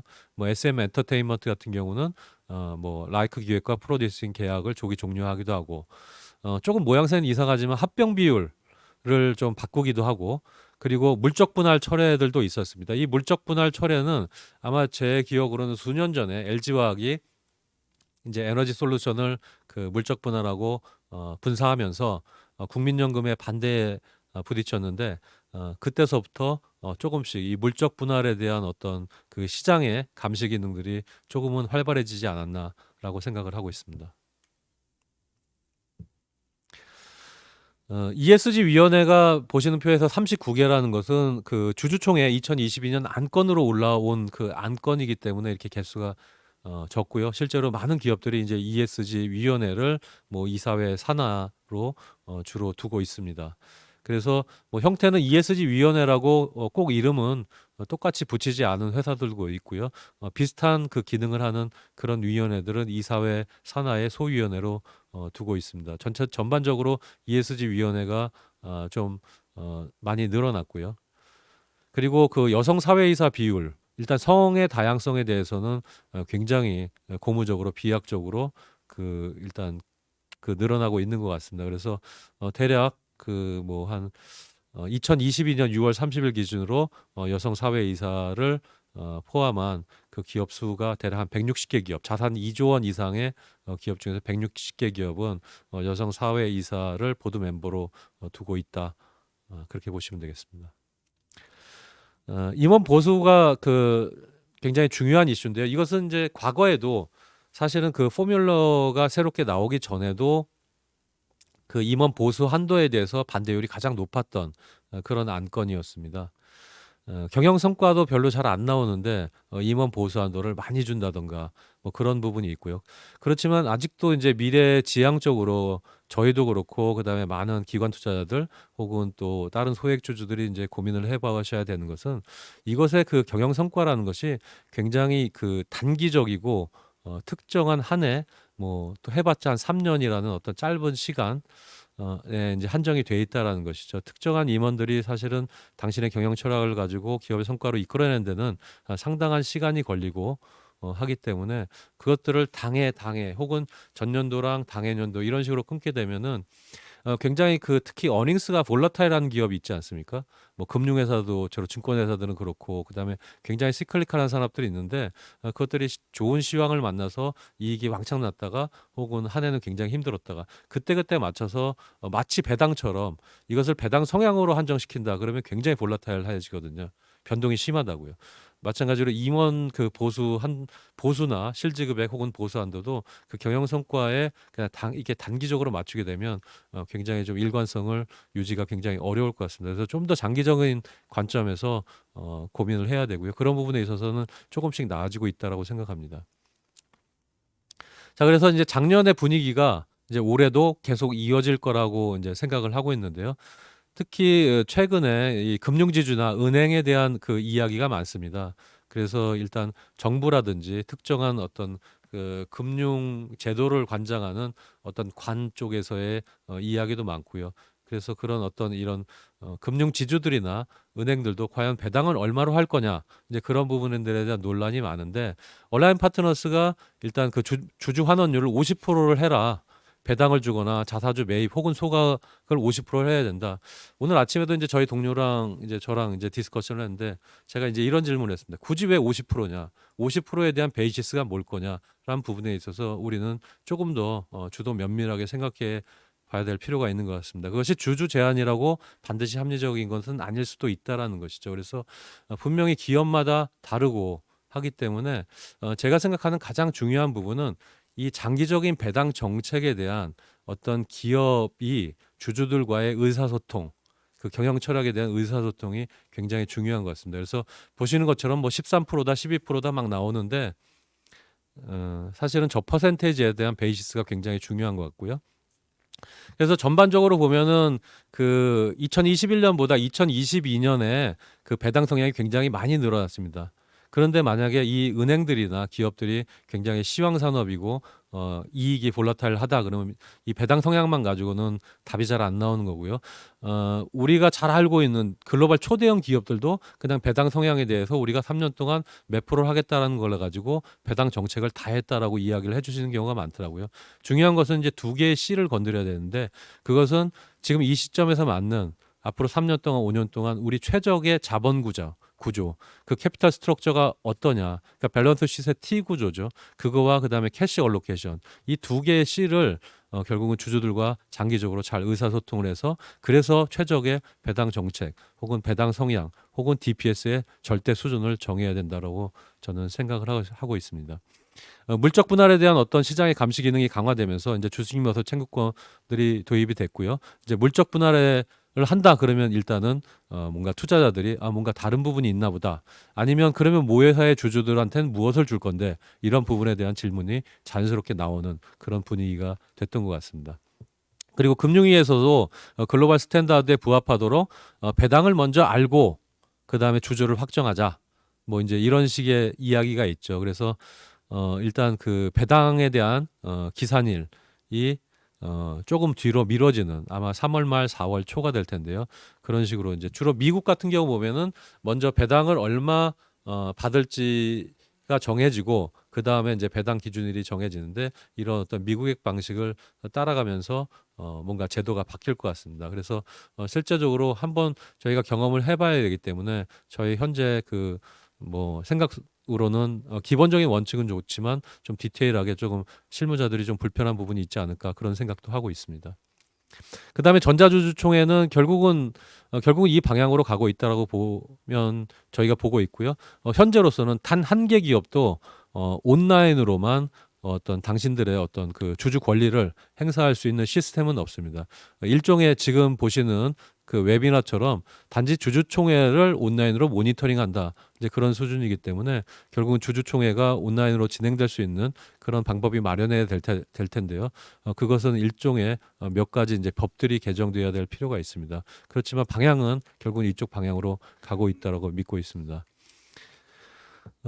결국은 그 이제 한마디로 말씀을 드리면 누군가 일방의 의사결정, 일방의 생각 가지고는 이제 세상이 움직이지 않는다라고 보고 있고요. 많은 감시의 눈들이 많아지고 있고 그것들을 위한 점차 더 많은 의사소통이 필요하지 않을까 이렇게 생각을 하고 있습니다. 이상으로 저의 준비된 발표를 마치도록 하겠습니다. 고맙습니다. 2022년 정기 주총 결과를 일목요연하게 정리하면서도 기관 투자자들의 주주 환원 확대 요구, 물적 분할 시 모회사 주주 보호 관련 주요 사항을 포함하여 최근 중요하게 다뤄지는 이슈에 관하여 풍부한 강의를 해주신 조윤남 대표님께 다시 한번 감사드립니다. 이어서 트러스턴 자산운용의 이성원 부사장님을 모셨습니다. 트러스턴 자산운용은 국내 자산운용사로는 매우 이른 2017년에 스튜어드십 코드에 가입하였고 최근에도 국내 주주 행동주의 펀드의 대표주자로 활발하게 활동하고 있습니다.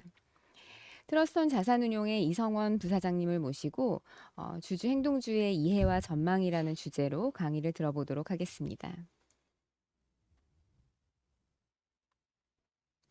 네, 안녕하십니까. 트러스턴 자산운용 이성원 부사장입니다.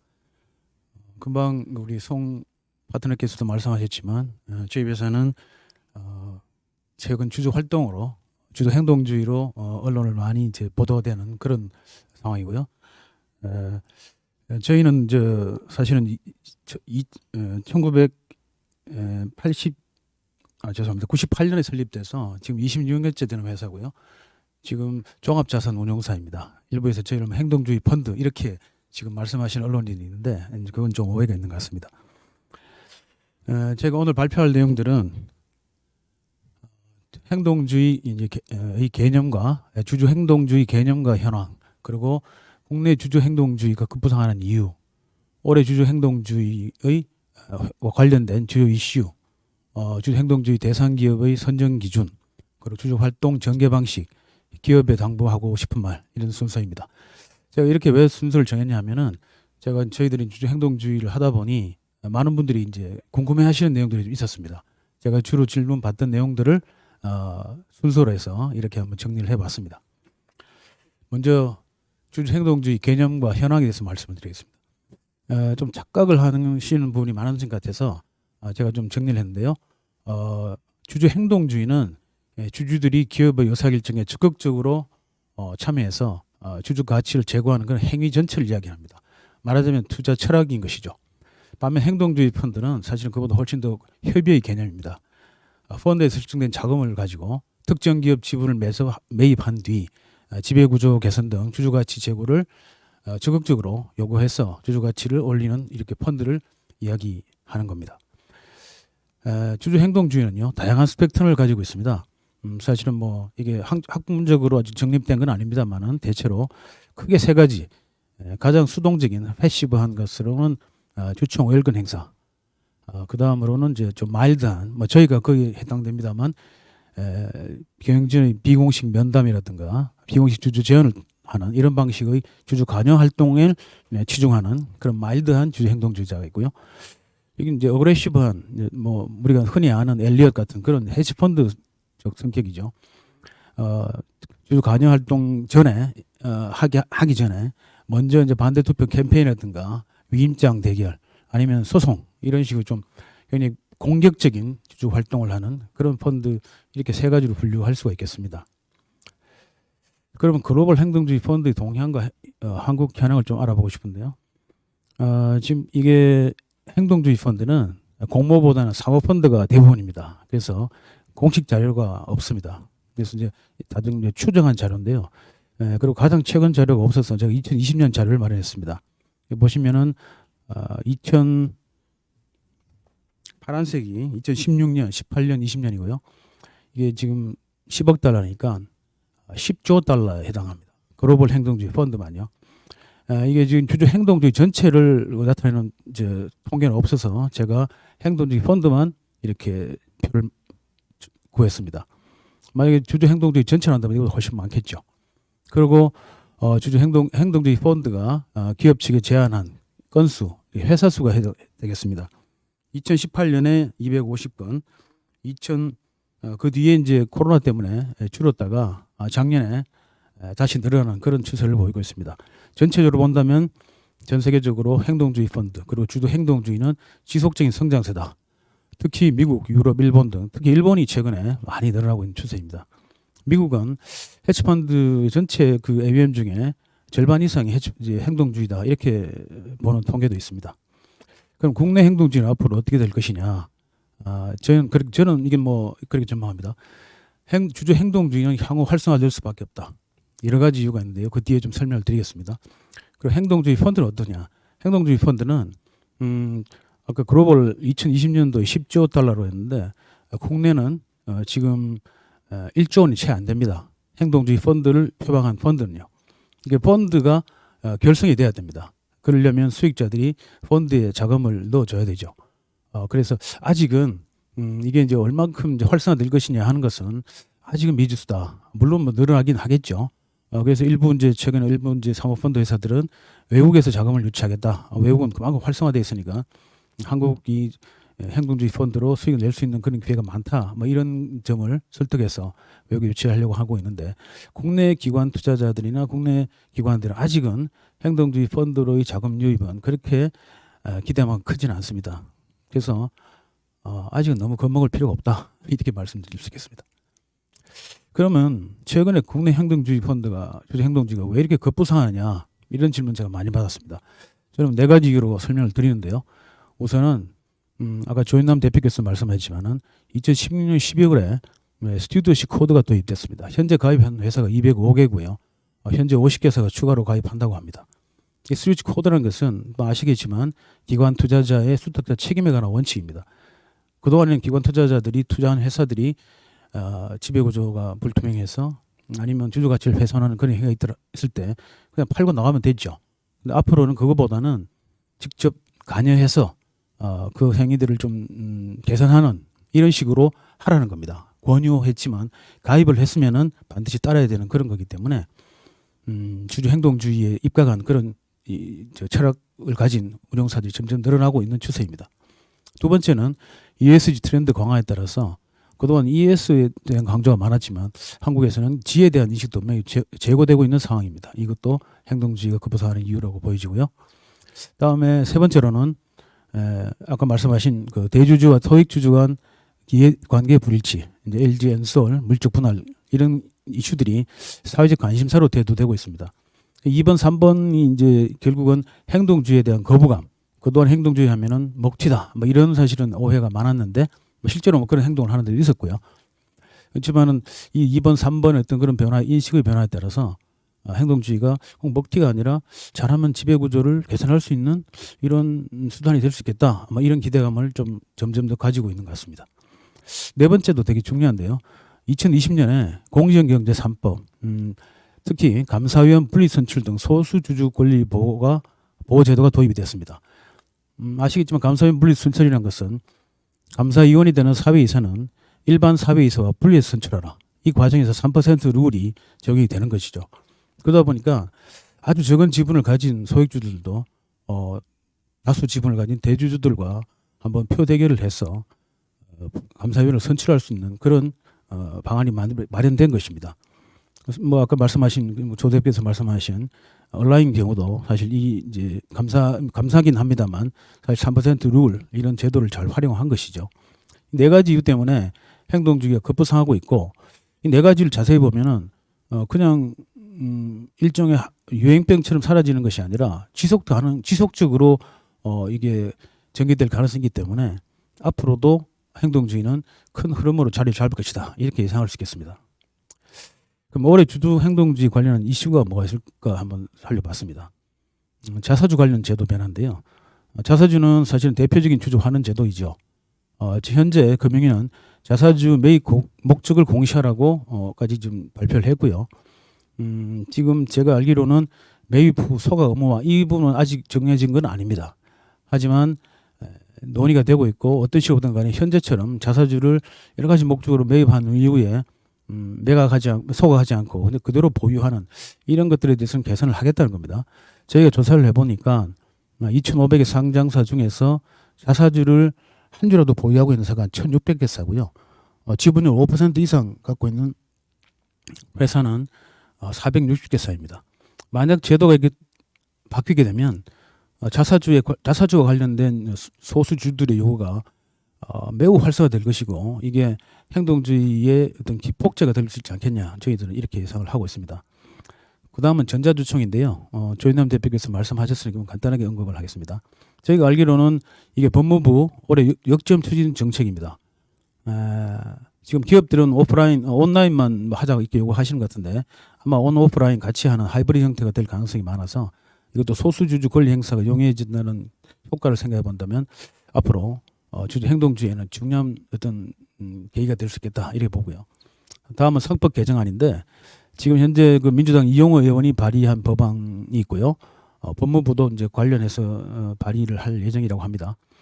제가 핵폭탄급 변화라고 썼는데 이게 지금 이제 왜 그러냐면 현재 상법은 회사의 이사회가 회사 이익에 충실하면 된다 이렇게 되어 있습니다.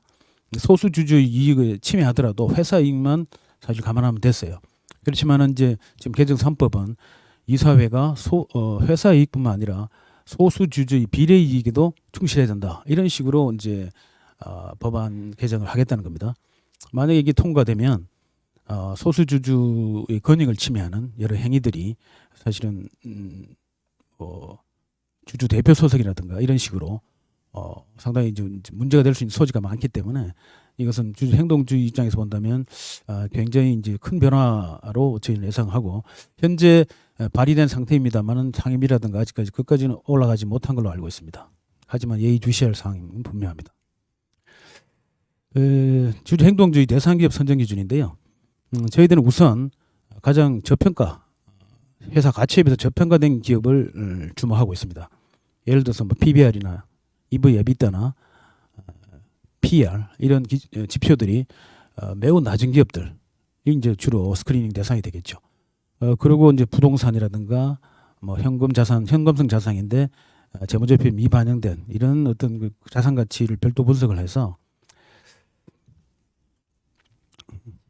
반면 이제 예를 들어서 이제 그런 기업들이 현금을 많이 들고 있다. 그리고 이제 프리 캐시 플로우에 비해서 배당성이 낮다. 이런 기업들이 이제 주주 환원이 안 되는 기업으로 저희 좀 판단을 하고 있습니다.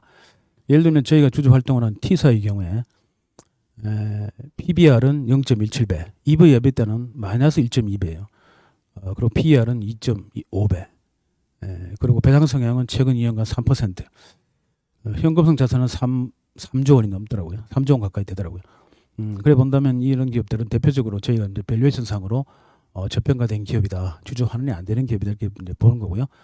해당 기업이 아무리 좋다 하더라도 업종의 사업성이나 지속 가능성이 떨어진다면 저희들은 이제 제외합니다. 그리고 이제 저평가의 원인이 지배구조, 예를 들면 과도한 내부 거래라든가 주주 환원율이 너무 낮다든가 비효율적 자본 배치를 하고 있다든가 시장 소통을 하지 않는다든가 이런 기업들을 저희들은 이제 지배구조 이슈가 있는 기업으로 봐서 최종적으로 주주 행동주의 대상 기업으로 선정을 하게 됩니다. 그럼 이제 선정을 했으면 이제 어떻게 되느냐, 어떻게 이제 전개를 하느냐. 제가 아까 뭐 저희 회사 같은 경우는 이제 마일드한 어떤 행동주의라고 말씀을 드렸던데, 저희들은 대체로 이제 제일 먼저 하는 게 경영진을 이제 면담 요청을 합니다. 물론 당연히 비공개로 하죠. 이제 이 경우에 이제 주로 CEO나 CFO들이 이제 나오시는데 그분들과 이제 면담을 해서 저희가 생각하고 있는 문제점들에 대해서 질의하고 회사의 답변을 받고, 왜냐하면 저희가 조사한 게 반드시 뭐 다 맞는 건 아니니까요. 공개 자료도 비공개된 자료도 많고 해서 그렇게 해서 이제 저희가 이제 요구를 전달을 하고요. 이제 좀 문제가 있다 이런 생각이 들면은 지배구조 개선을 위해서 비공개 서한을 보내거나 주주 제안을 합니다. 이 단계에서 끝나는 기업도 적지 않습니다. 저희가 주주 활동을 하는 기업 중에서. 반면 이런 이제 비공식 대화나 면담 등을 통해서는 도저히 문제가 해결되지 않는다. 이렇게 되면은 이제 공개 주주 서한을 보내고요. 이때 이제 언론을 통해서 저희가 하는 활동들을 보도하고 이 기업의 이제 문제점들을 보도하는 이런 일들을 하게 됩니다. 그리고 이제 주총 시전에 이제 주주 제안, 뭐 대표적인 것이 이제 감사위원 선임이라든가 이런 것이 되겠죠. 그 다음에는 이제 캠페인, 이제 저희 주주 제안에서 이제 저희가 이기기 위해서 소액주들이 힘을 결집하는 이런 행동을 하게 됩니다. 최근에 언론에 많이 보도됐습니다만 T사 사례를 말씀을 드리겠습니다.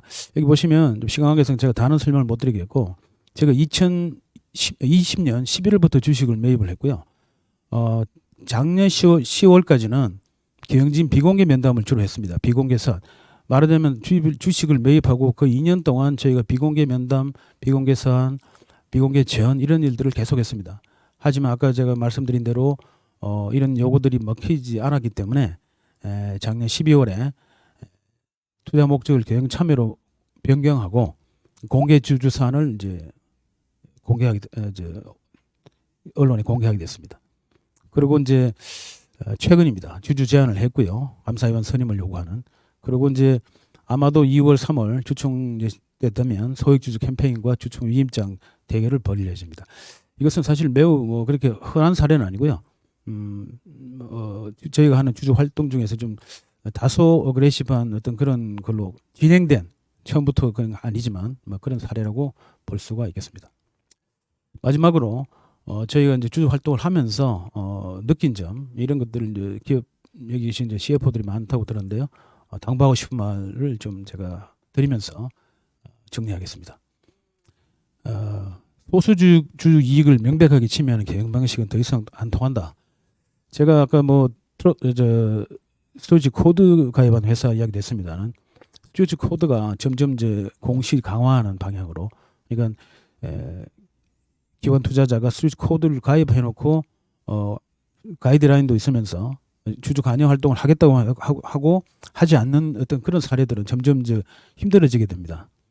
그래서 어떤 식으로든 간에 주주 관여 활동은 늘어날 것 같고요. 정부의 제도도 소수 주주를 보호하는 그런 방향으로 가고 있습니다. 그래서 과거처럼 과도한 내부 거래를 하거나 현금을 쌓아놓고 있거나 현금을 쌓아두면서 뭐 배당을 하지 않는 이런 경영 방식은 더 이상 통하지 않을 것이다. 이렇게 보시면 될 것 같습니다. 두 번째는 대주주의 인식 변화가 가장 중요하다는 점입니다. 저희가 주주 활동을 하면서 느끼는 점인데 CEO나 CFO들하고 만나면 저희 문제 제기에 대해서 매우 공감을 하고 적극적인 협조를 하겠다는 분들이 많습니다. 근데 그분들이 이제 대주주를 만나고 오시면 180도 바뀌는 경우를 많이 봤습니다. 결국 대주주가 인식을 이제 이 주주 관여 활동에 대해서 부정적인 분들 회사의 경우는 항상 3단계, 4단계로 가는 이런 경우가 많았습니다. 저희가 대주주가 오픈 마인드를 가지신 그런 회사들의 경우는 대체로 비공식 면담으로 끝나고 서로 윈윈하는 이런 경우가 많았습니다. 그래서 여기 계신 CFO들은 주로 이제 대주주를 만나실 기회가 많을 테니까 이런 부분들을 꼭 좀 당부를 해주십사, 그런 말씀을 드립니다. 그리고 이제 세 번째, 주주 행동에 나서는 기관 투자의 성향을 파악할 필요가 있습니다. 주주 행동을 하는 기관 투자가 다 같지는 않거든요. 패시브는 뭐 굳이 신경 필요 없겠지만 저희 같은 마일드한 기관 투자자들은 적극적으로 면담을 하시고 설득하시는 작업을 할 필요가 있고요. 반면 좀 공격적인 그런 기관 투자자다. 이런 이제 투자자들이 이제 주주 행동주의를 하게 되면 제가 볼 때 평소에 사실 IR이라든가 주주들 관리 이런 이제 작업들이 좀 사전 선행돼야 된다고 생각합니다. 평소에 관리를 하지 않고 IR도 하지 않고 있다가 필요하니까 뭐 도움을 청한다, 잘 안 먹히는 경향이 있습니다. 그래서 기관의 성향을 파악한 후에 하려면은 하여튼 그에 맞는 그런 대응이 좀 필요하다. 이 점 꼭 알아주면 좋겠고요. 네 번째가 뭐 제가 말씀드린 결론입니다. 주주 행동주의는 기업의 적이 아니다. 제가 뭐 누누이 말씀드렸다시피 충분히 서로 윈윈할 수 있는 그런 관계다. 이런 말씀을 드리고 싶고요. 이게 2015년 자료라서 조금 다소 옛날 자료긴 합니다만 그 이후 자료를 찾을 수 없어서 제가 갖고 왔습니다. 이게 이제 영국에서 나온 자료고요. 주주 관여 활동이 주주 행동주의죠. 기업의 의사결정에 도움이 되었는가라는 질문을 했더니만 90%가 긍정적인 답을 했습니다. 이 기업에서 했다는 거죠. 주주 관여 활동을 통해서 기업에 오히려 경영이 도움이 됐다는 어떤 답변이 많았다는 겁니다. 두 번째는 미국 자료인데요. 기관 투자 회사 모두가 주주 관여 활동에 대해서 만족하느냐 이런 답변을 드렸더니만 기관 투자자에 비해서 회사의 만족도가 더 높았다는 겁니다. 이게 뭐 제가 괜히 만들어낸 자료가 아니고 미국과 영국의 공신력 있는 기관에서 조사한 것이기 때문에 매우 신뢰성이 높은 그런 자료라고 저는 보고 있습니다. 이것처럼 주주 관여 활동은 결코 기업의 경영을 간섭하는, 물론 그런 펀드가 있을 수 있습니다. 하지만 많은 기관 투자자들은 사실은 기업과 같이 하려고 하는 어떤 그런 같이 협력해서 주주 가치를 올리려고 하는 투자가 더 많다. 이런 점을 반드시 알아주시고 대주주 설득을 잘 하셔서 앞으로 이제 점점 더 트렌드가 될 주주 행동주의에 대한 대비를 잘 하시기 바랍니다. 네, 이상으로 말씀 마치겠습니다. 감사합니다. 최근 저희 법무법인의 여러 상장 기업에서 행동주의 펀드에 서한 주주 제한 관련 대응 요청이 늘어나고 있는 부분에 주목해서 트러스펀드 자산 운용의 강의 요청을 드리게 되었는데요. 이 부사장님을 모시고 강의를 듣기를 정말 잘한 것 같습니다. 다시 한번 감사드립니다.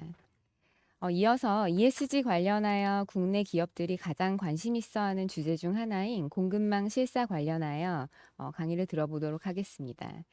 저희 법무법인에서 통상 업무와 함께 ESG 관련한 각종 해외 규제 대응 관련한 업무를 수행하고 계시는 박효민 변호사를 모시고 EU 공급망 실사 지침 및 독일 공급망 실사법 FAQ라는 주제로 강의를 들어보도록 하겠습니다.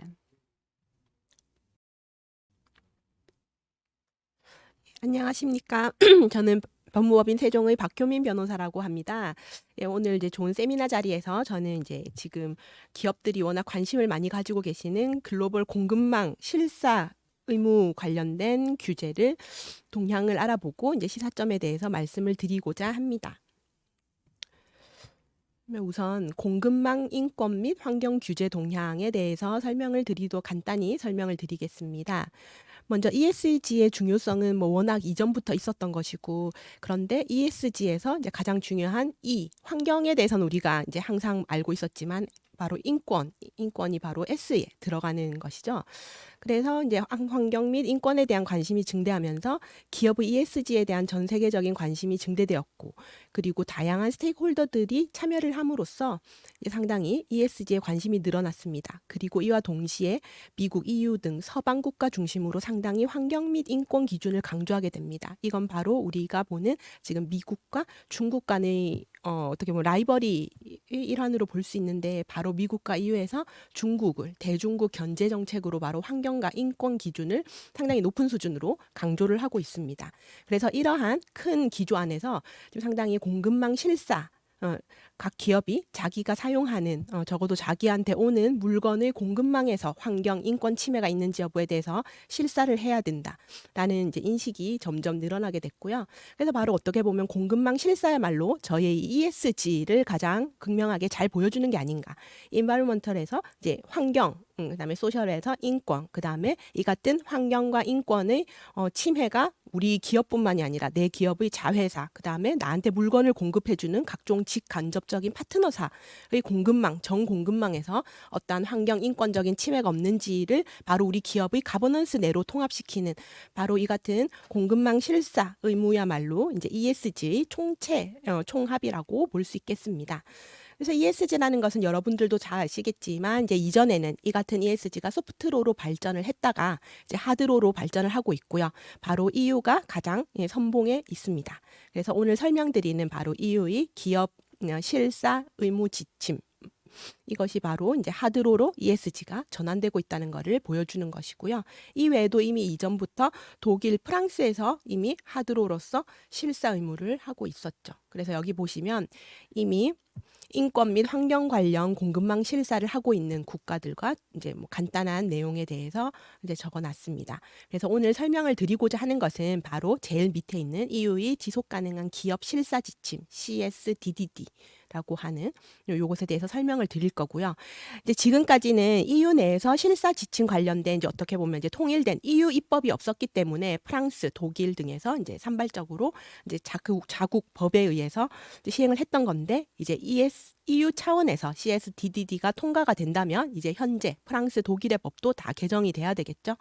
그래서 이제 상당히 이 같은 점에서 EU의 CSDDD는 상당히 중요한 의의를 가진다라고 말씀을 드릴 수 있고, 그래서 이제 아직 CSDDD는 현재 집행위에서 법률안 제안에서 집행위안이 마련돼 있고, 그다음에 이제 작년 12월에 이사회에서 개정안을 채택을 했습니다. 그래서 이사회의 안이 하나가 마련돼 있고요. 의회는 아직 의회 안의 초안만 나와 있고 아직 의회 차원에서의 개정안은 마련되어 있지 않습니다. 그런데 아마 조만간 의회에서도 지금 마련을 한다라고 하니 요 세 개의 어떻게 보면 제안이 마련되면 각각의 협상 문안을 놓고 이제 3자 간의 협상이 시작될 예정입니다. 그래서 이제 현재는 EU의 지속 가능성 실사 지침에 대해서 지금까지 이제 저희가 작년에 주로 살펴봤던 거는 집행위의 제안이고요.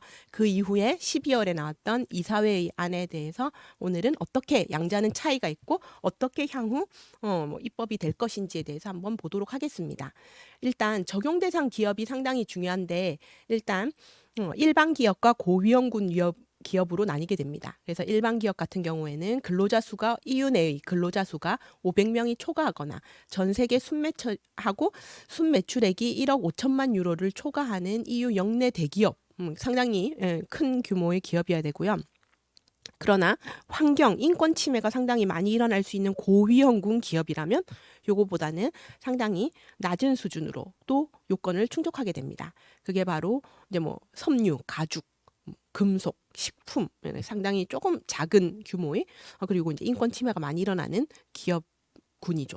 이거는 이제 보시면 이제 순 매출액의 50%는 집행이 아니고 가로 안에 한 2천만 유로라고 픽스된 금액은 바로 이사회에서 이렇게 제안을 했습니다.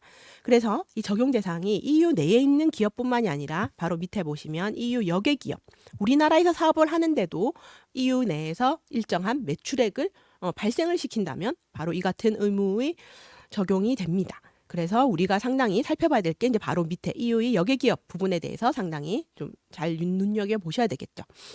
그래서 이제 상기 요건을 2년 연속 충족한 경우에만 적용 대상에 포함하자라고 한 것이 바로 이사회의 안입니다.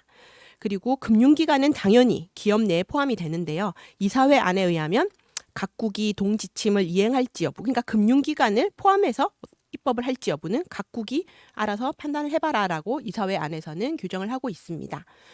그리고 이제 중요한 것이 바로 적용 범위에서 그러면 이제 이 EU CSDDD라는 입법의 적용 범위는 적용 대상 기업, 아까 앞에서 봤던 기업, 그 기업의 자회사뿐만이 아니라 직간접적인 이 기업에 대해서 직간접적으로 비즈니스를 하는 비즈니스 파트너들의 가치 사슬 또는 활동망의 운영과 관련해서 인권 및 환경에 대한 부정적 영향을 미치는 경우에 적용이 된다라고 되어 있어서 어떻게 보면 적용 대상 기업뿐만이 아니라 그 기업이 함께 그 기업이 뭐 어떠한 뭐 공급을 받고 있는 파트너 기업에 대해서도 이 기업이 당연히 공급망 실사를 해야 됩니다. 그렇다면 이제 여기서 그 파트너사가 하고 있는 가치 사슬, 활동망의 범위가 어디인가에서 상당히 차이를 보이는데 집행위 안에서는 상당히 광범위하게 입법을 해서 공급망의 전 사이클을 포괄을 하고 있습니다. 그래서 그 당해 파트너사가 상품을 생산하고 서비스 공급하는 것뿐만이 아니라 당해 상품이 사용돼서 폐기까지 되는 내가 만든 물건이 결국 소비자들의 사용되고 폐기까지 되는 것까지 포함을 해서 소비자에게 판매된 이유까지 포함을 하기 때문에 범위가 무한정 확대가 됨에 반해서 이제 이번에 이사회 안은 활동망으로 규정을 해서 공급망의 범위를 상당히 제한을 했습니다. 그래서 제품 제조 및 고객에게 서비스 제공하기 위해서 필요한 단계까지만으로 제한을 했고 이것은 바로 독일의 공급망법과 상당히 유사한 접근법입니다. 그래서 이제 그렇다면 이제 과연 무엇을 해야 되는가? 적용 대상 기업에 포함되면 그 기업은 실사 의무를 해야 되는데 바로 실사 의무라는 것은 각 기업 내 실사 정책이라는 것을 수립을 해야 되고요. 그래서 실사 정책을 수립을 해서 이 같은 정보를 공유를 하고 해야 되는 의무가 있습니다. 다만 이사회 안에 보면 제가 이제 색깔 표시를 다르게 해놨는데 영업 기밀은 비공개를 하도록 보장해라라는 의무가 추가됐습니다. 그다음에 나의 기업뿐만이 아니라 파트너, 직간접적인 파트너사의 공급망 내에서 어떠한 인권, 환경에 대한 실제 잠재적인 부정적 영향이 발생할지 여부를 식별을 해야 됩니다. 네, 여기 보면 요 밑에 빨간색도 이사회 안에서 추가된 내용인데 그렇다면 각 기업은 자사, 그 기업뿐만 아니라 자기의 자회사 사업 파트너의 모든 사업 영역을 매핑을 해서 과연 실제로 부정적 영향이 어떤 부문에서 일어날지 우선순위를 지정할 의무가 있습니다. 그리고 이 같은 위험이 식별됐다면 바로 이 같은 위험을 예방하고 제거하고 최소화해야 될 의무가 있습니다. 이 또한 집행위 안과 이사회 안이 상당히 다릅니다.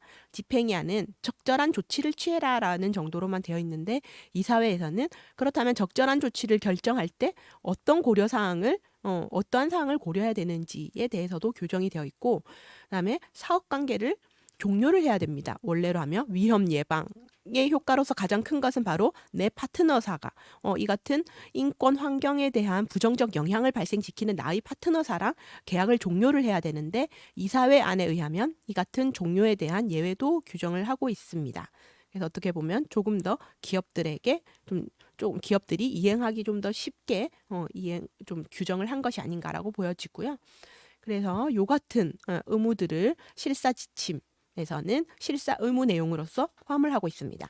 그래서 최소 12개월마다 이 같은 내용의 효과에 대해서 평가하고 실사 정책을 업데이트를 해야 되고 이행 보고서 또는 설명을 웹사이트에 게시를 해야 됩니다. 그래서 상당히 기존에는 없었던 뭔가 새로운 의무가 부과가 된다라고 아시면 되고 또 이제 여기 이제 보시면 이제 여기 있는 내용은 바로 이제 실사 지침 이사회 안에서 새롭게 올라간 내용인데 여기서는 그룹 차원의 실사로 확대를 했습니다. 그래서 모회사와 자회사가 모두 요 지침의 범위, 적용 범위 제일 앞에서 봤던 그 기업의 범위에 해당이 된다면 모회사는 자회사를 대신해서 이 같은 실사 의무를 이행할 수도 있습니다. 그렇다면 자회사는 또 모회사에다가 협력을 해야 되고 뭐 등등 의무가 있습니다. 하지만 이렇게 모회사가 자회사를 대신해서 이제 어떠한 이제 이런 실사 의무를 해줄 수는 있지만 책임에 있어서는 이로 인해서 어떠한 문제가 발생했다라고 하면 자회사의 민사 책임은 여전히 자회사로 인한 것이지 모회사가 실사 의무를 해줬다라고 해서 모회사가 책임을 지는 게 아니라는 점이 상당히 눈여겨볼 만합니다. 그다음에 또 기업의 민사 책임 이게 상당히 중요한데요. 기업의 민사 책임도 집행위 안에 비해서 이사회 안에서 상당히 좀 제한적으로 규정을 했습니다. 그래서 이사회 안에서는 기업의 고의가시를 요구를 하고 있고요. 그다음에 이제 국내법상 보호되는 자연인 법인의 법적 이익에 대해서 손해가 발생을 해야 됩니다. 그래서 집행위안보다 상당히 민사 책임은 제한된 내용이라고 볼 수 있습니다. 그래서 피해자의 완전한 보상받을 권리라는 것을 규정을 해놓은과 동시에 다만 이것은 징벌적 손해배상 등 과잉배상을 의미한 것이 아니다라고 제안을 하고 있습니다. 그리고 회사, 자회사, 사업 파트너에 의해서 이제 공동으로 손해가 발생하면 연대 책임까지 지고 있습니다. 그래서 상당히 기업의 민사 책임 부분도 눈여겨 보실 만하고 이제 앞으로 어떻게 통과가 될지를 봐야 될 것 같습니다. 그리고 이 EU 기업 지속 가능성 실사 지침은 이제 이전부터 이제 계속 이렇게 발효 후 3년, 4년, 5년 이런 식으로 상당히 좀 단계별로 나눠서 의무를 이행하도록 하고 있습니다. 여기 보시면 상당히 대기업의 경우에는 더 먼저 시행을 하고 그게 아니라 조금 더 좀 규모가 작은 기업 같은 경우에는 좀 더 트랜지션 피리어드를 더 길게 주는 그런 방식으로 진행을 하고 있습니다. 그리고 이 같은 기간은 집행위안에 비해서 이사회안이 훨씬 조금 더 길게 규정이 되어 있습니다. 그래서 이제 아마도 올해 3월 정도에 의회안이 마련이 될 예상이고 이제 의회안이 마련되는 대로 지금 이제 이사회안까지는 마련이 됐기 때문에 아까 말씀드렸듯이 집행위 제한 이사회안, 의회안 요 세 개를 가지고 이제 실제적으로 입법안 마련을 위한 본격적인 협상이 시작될 예정입니다.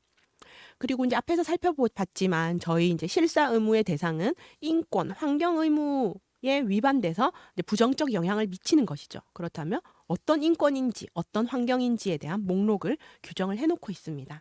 그래서 인권 목록은 여러분들이 다 잘 아시는 이제 상당히 저희가 일반적으로 아는 이제 인권, UN 인권 목록들에 대해서 인권 협약들에 대해서 쭉 적어놨고요. 환경 의무 목록에 대해서도 상당히 구체적으로 적어놓고 있습니다. 다만 인권 목록은 인권 의무 같은 경우에는 아예 인권 협약을 적어놓은 것에 반해서 환경 의무는 EU 내에서 이 환경 협약을 이행하기 위해서 EU 내의 규정이 있을 텐데 그 규정에 대한 내용으로 해놨습니다. 그렇기 때문에 어떻게 보면 환경 협약이 있고 각국이 어떻게 이 환경 의무를 이행하는지는 각국마다 상당히 다른데 그래서 어떻게 보면 EU 규정에 대해서 이제 우리도 EU의 환경 협약의 국내적인 이행 법안에 대해서도 이제 좀 숙지를 해야 되는 것이 아닌가라는 생각이 들고 있습니다. 다음은 독일 공급망 실사법에 대한 내용입니다.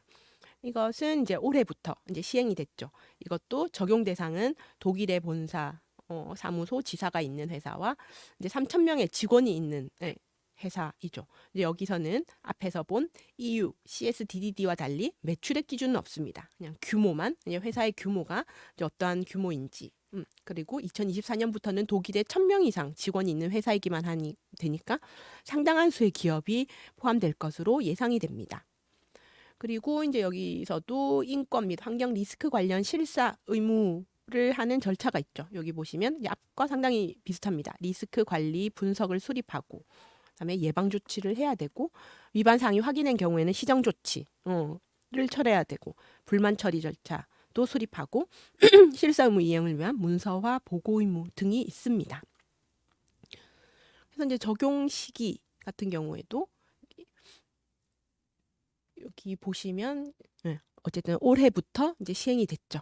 그래서 이미 발효 전부터 인권 담당자를 임명하는 등 상당히 고충 처리 메커니즘 작동 등이 되어 있고요. 그다음에 실사 대상에 대해서도 자체 사업 영역에서 회사의 행동입니다. 그렇기 때문에 아까 EU CSDDD에서 특히 이사회 안에 보면 그룹 전체에 대한 실사 의무 이행이 있었는데 독일은 적어도 이런 의무는 없습니다. 그래서 각 기업은 자기 자체 사업 영역에서 행동에 대해서 실사 대상입니다. 그리고 이제 자신의 자체 사업 영역, 그다음에 직접 공급업체의 비즈니스 관계, 그다음에 간접적인 공급업체의 경우에는 위반 가능성을 인지한 경우에 한해서 실사 의무가 있습니다. 그래서 상당히 현재 EU 이사회의 안보다는 상당히 좀 제한된 범위라고 볼 수가 있습니다.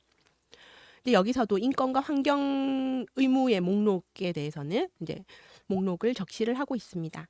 그래서 아무튼 이 같은 실사 의무를 위반한 경우에는 이제 최대 매출액 2% 또는 800만 유로까지 벌금을 부과할 수 있고요. 아까 앞에서 말씀드린 바와 같이 향후 EU CSDDD가 발효하게 되면 당연히 독일 공급망 실사법은 개정이 돼야 됩니다. 왜냐하면 상위 EU 지침이 발효가 되었기 때문에 그래서 이제 향후 이 같은 공급망 실사법은 이제 EU에서 어떻게 내용이 발효되느냐에 따라서 상당히 좀 개정이 이루어질 것이다라고 생각을 하시면 됩니다. 그래서 이제 간단히 향후 전망에 대해서 살펴보자면 제가 아까 말씀을 초반에 드린 바와 같이 이제 뭐 단기적으로 본다면 이제 EU 내에서 사업을 하고 매출을 발생시키는 기업의 경우에는 상당히 ESG 관련된 의무가 너무나 강화되었구나라고 생각을 하시면 됩니다. 하지만 ESG라는 것이 지금의 이제 어떻게 보면 이제 통상 환경이라든지 그다음에 이제 뭐 미중 간의 갈등 상황 이 모든 것을 본다면 적어도 ESG를 이렇게 강화하는 경향이 후퇴될 것으로 보여지지는 않습니다. 그리고 EU가 이렇게 함에 따라서 이제 많은 국가들에게도 영향이 갈 것이고요. 그렇기 때문에 이제 ESG는 공급망 전체에 대한 실사 의무로 상당히 이미 확대가 되었고 이것이 또 전 세계적으로도 확대가 되어서 이제 우리 기업들이 이제 전 세계적인 글로벌 이제 비즈니스를 하심에 있어서는 어떻게 보면 이제 본인의 기업 자회사, 나의 파트너사의 공급망 전체에 대한 실사, 적어도 거기서 어떠한 환경, 인권 의무 침해가 발생하지 않는지에 대해서는 상당히 눈여겨 보셔야 된다라고 할 수 있습니다. 그래서 이제 상당히 이제 확대가 될 것이고, 이제 뭐 한국에서도 이제 현재 계류 중이긴 하지만 인권 정책 기본 법안이라는 것이 2021년에 국무회를 통과했고 현재 국회 계류 중입니다. 여기도 보면 이제 낮은 수준이긴 하지만 적어도 기업에게 인권 존중의 책임을 명시를 하고 있죠. 그러면 이제 전 세계적인 이러한 글로벌 컴플라이언스 트렌드를 본다면 이제 우리나라도 앞으로 어떻게 국내적으로 이제 공급망 실사 의무가 이제 뭐 도입될지 모르는 상황입니다.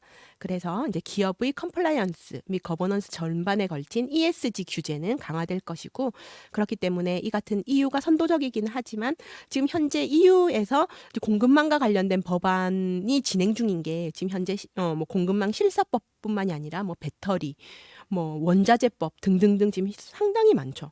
EU가 지금 상당히 공급망에 대한 규제에 거의 뭐 선봉에 있기 때문에 이 같은 규제 상황에 대해서 사전적으로 모니터링을 하시고 검토를 해서 회사의 어떻게 보면 EU에 대한 1차적으로는 EU에 대한 전략이겠지만 이제 결국에는 글로벌 전략에 대해서 어떻게 마련해야 될지에 대해서 조속하게 파악하고 이제 실행을 하시는 것은 이제 필수적이라고 생각이 듭니다. 예, 긴 강의 들어주셔서 너무나 감사드리고요. 감사합니다. 네.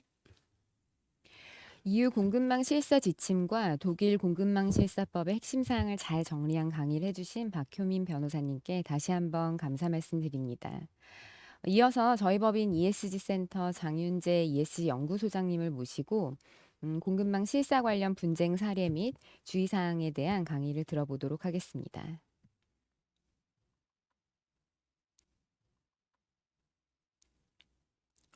네, 안녕하세요. 방금 소개받은 장윤재입니다.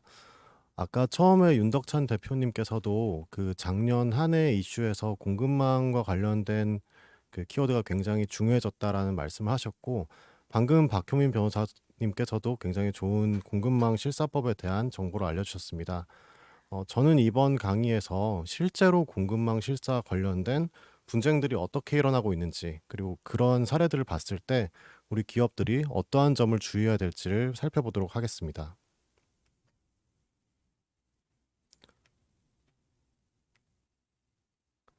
아무래도 유럽에서 가장 먼저 그리고 가장 강하게 실사법이 적용되는 국가는 프랑스라고 볼 수가 있습니다. 프랑스는 2017년에 공급망 실사법이 입법이 되었고요.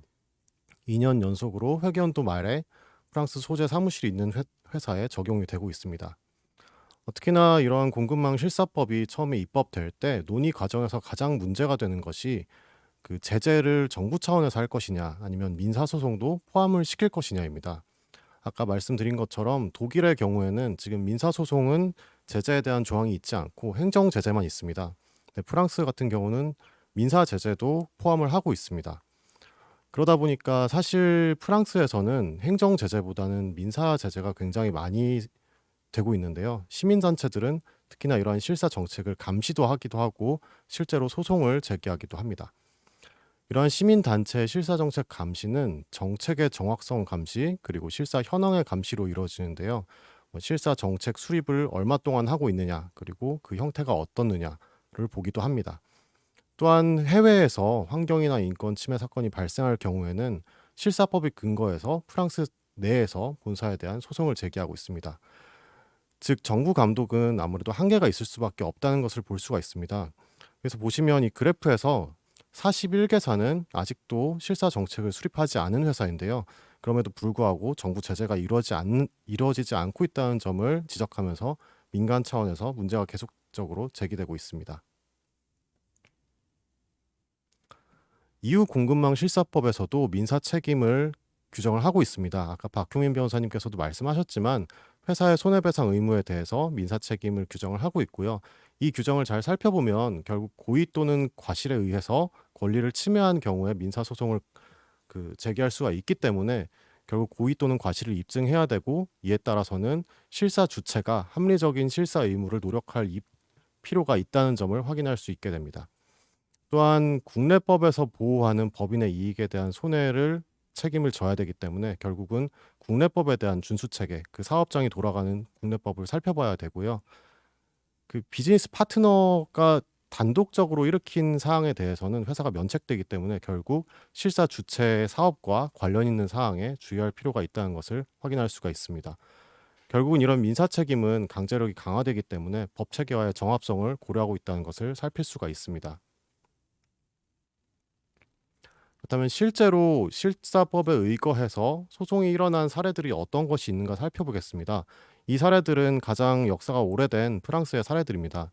먼저 2019년에 가장 먼저 소송이 일어났다고 확인이 되는데요. 그 이유는 2017년에 실제로 실사법이 시행되고 그 첫 보고서가 2018년에 나왔습니다. 그렇다면 이 보고서를 보고 실제로 이슈에 따라서 실사법이 제대로 적용됐는지 볼 수 있는 건 2019년인데요.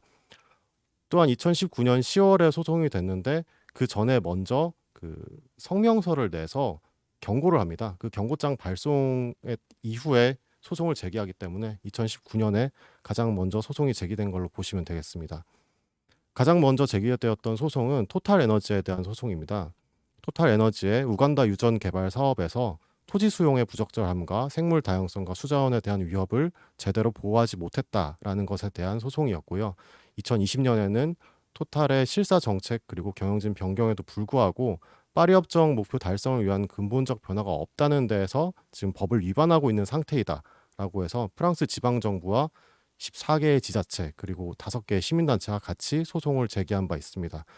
여기에는 최근 2022년에 뉴욕시의 법무부에서 원고로서 지원을 하겠다라고 개입을 선언한 바도 있습니다. 다음으로 2020년 10월에 프랑스 전력회사 일렉트로닉 드 프랑스라는 EDF가 멕시코의 풍력 발전단지를 개발하는 과정에서 원주민 공동체와 적법한 협의가 미흡했고 원주민 간의 싸움이 나서 결국은 인권 보호도 미흡했다라는 혐의로 2개의 시민단체가 소송을 제기한 사안입니다. 여기에서는 다수의 프랑스 시민단체와 유럽 전반적인 NGO들이 지원을 했고요. 특히나 주의할 점은 실제로 이 멕시코 풍력발전단지 개발 사업의 사업 허가가 멕시코에서 취소가 됐습니다. 그러다 보니까 결국은 EDF는 실제 사업을 추진하지 못하게 되었고요. 큰 손해를 봤다고 볼 수가 있겠습니다. 다음으로 2021년에 카지노라는 그룹에서 브라질, 콜롬비아 아마존 원주민 대표가 소송을 한 사례입니다. 여기는 이제 쇠고기 제품을 판매하는 회사인데 브라질 쪽에 소를 키우다 보니까 삼림 벌채와 토착 및 토지 수탈이 있었다는 혐의가 있었던 사항입니다. 결국은 여기도 위험이 있지만 실사 정책이 미흡했다는 사항으로 소송이 제기된 사례입니다. 제가 말씀드린 사례들은 아무래도 그 소송의 그 타임 피리어드가 굉장히 길기 때문에 아직 결론이 난 사례는 없고 일단 소송이 제기된 사항만 말씀을 드리는 사항인 점을 참고 부탁드리겠습니다. 또한 2021년에는 수에즈와 그 두 개의 칠레 시민 단체가 소송을 한 사례인데요. 수에즈에 대해서 칠레에 운영하는 자회사가 식수 공장에서 기름 유출이 돼서 굉장히 큰 사건이 있었습니다. 지역사회 안전과 보건이 문제되는 사례였는데요.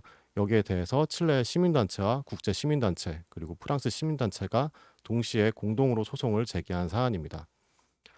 그리고 2021년 12월에 그 우편 배달 회사인 라포스테 그룹에 대해서 자회사의 노동조합 그리고 관련된 다른 노동조합들이 같이 소송을 제기한 사안입니다. 자회사 불법 파견 이슈가 있었고요. 그리고 여기에서 문제가 됐던 거는 여기는 실사 정책이 있었습니다. 자회사 하도급 업체에 대해서 구매부서가 체크리스트 질문지를 통해서 운영하는 공급망 자체 평가가 있었는데요. 이 공급망 자체 평가의 실효성이 부족하다는 문제가 제기되었습니다. 다음으로 2022년에 입스로시에라는 회사에 대해서 터키의 자회사 노동조합 그리고 전직 직원들 그리고 시민단체가 같이 소송을 제기한 사항입니다. 이 사안은 자회사에서의 노조 결성의 자유를 위반했고 차별 금지 의무를 위반했고 건강과 안전 보호를 위반했다라는 사안인데요. 여기에서도 역시 실사 의무를 위반했다는 사항으로 본사인 프랑스 회사에 대해서 소송이 제기되었습니다. 다음으로 2026년에 이데미아라는 회사에 대해서 유럽의 시민단체와 두 개의 케냐 시민단체가 소송을 제기한 사안입니다. 이데미아는 케냐에 있는 중앙정부에 생체 인식 데이터를 제공하기로 거래를 맺었습니다. 근데 이에 대해서 문제가 제기된 바는 일단 생체 데이터는 취약계층의 경우에는 이것을 낼 수가 없는 사항이 있다라는 것이고요. 결국은 정보 접근성이 제한된다는 것입니다. 그리고 실제로 그 권한이 집중된 정부에 이런 생체 데이터를 제공할 경우에는 이를 남용할 우려가 있는데 이를 남용하면 결국은 인권 침해가 될 것이고 이러한 인권에 대해서 제대로 실사 의무를 이행하지 않았다라는 그러한 혐의였습니다. 결국은 내재된 위험의 적절한 평가와 완화 조치가 없었던 것이고 그에 대해서 설계할 것을 명령할 것을 정부에 요청한 사안입니다.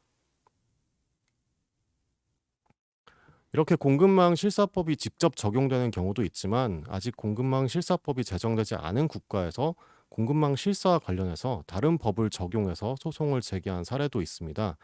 예를 들면 우리가 많이 알고 있는 스타벅스에 대해서 2020년에 집단 소송이 제기된 사항인데요. 스타벅스 말고도 이제 다른 회사들에 대해서 같이 소송이 제기되었습니다.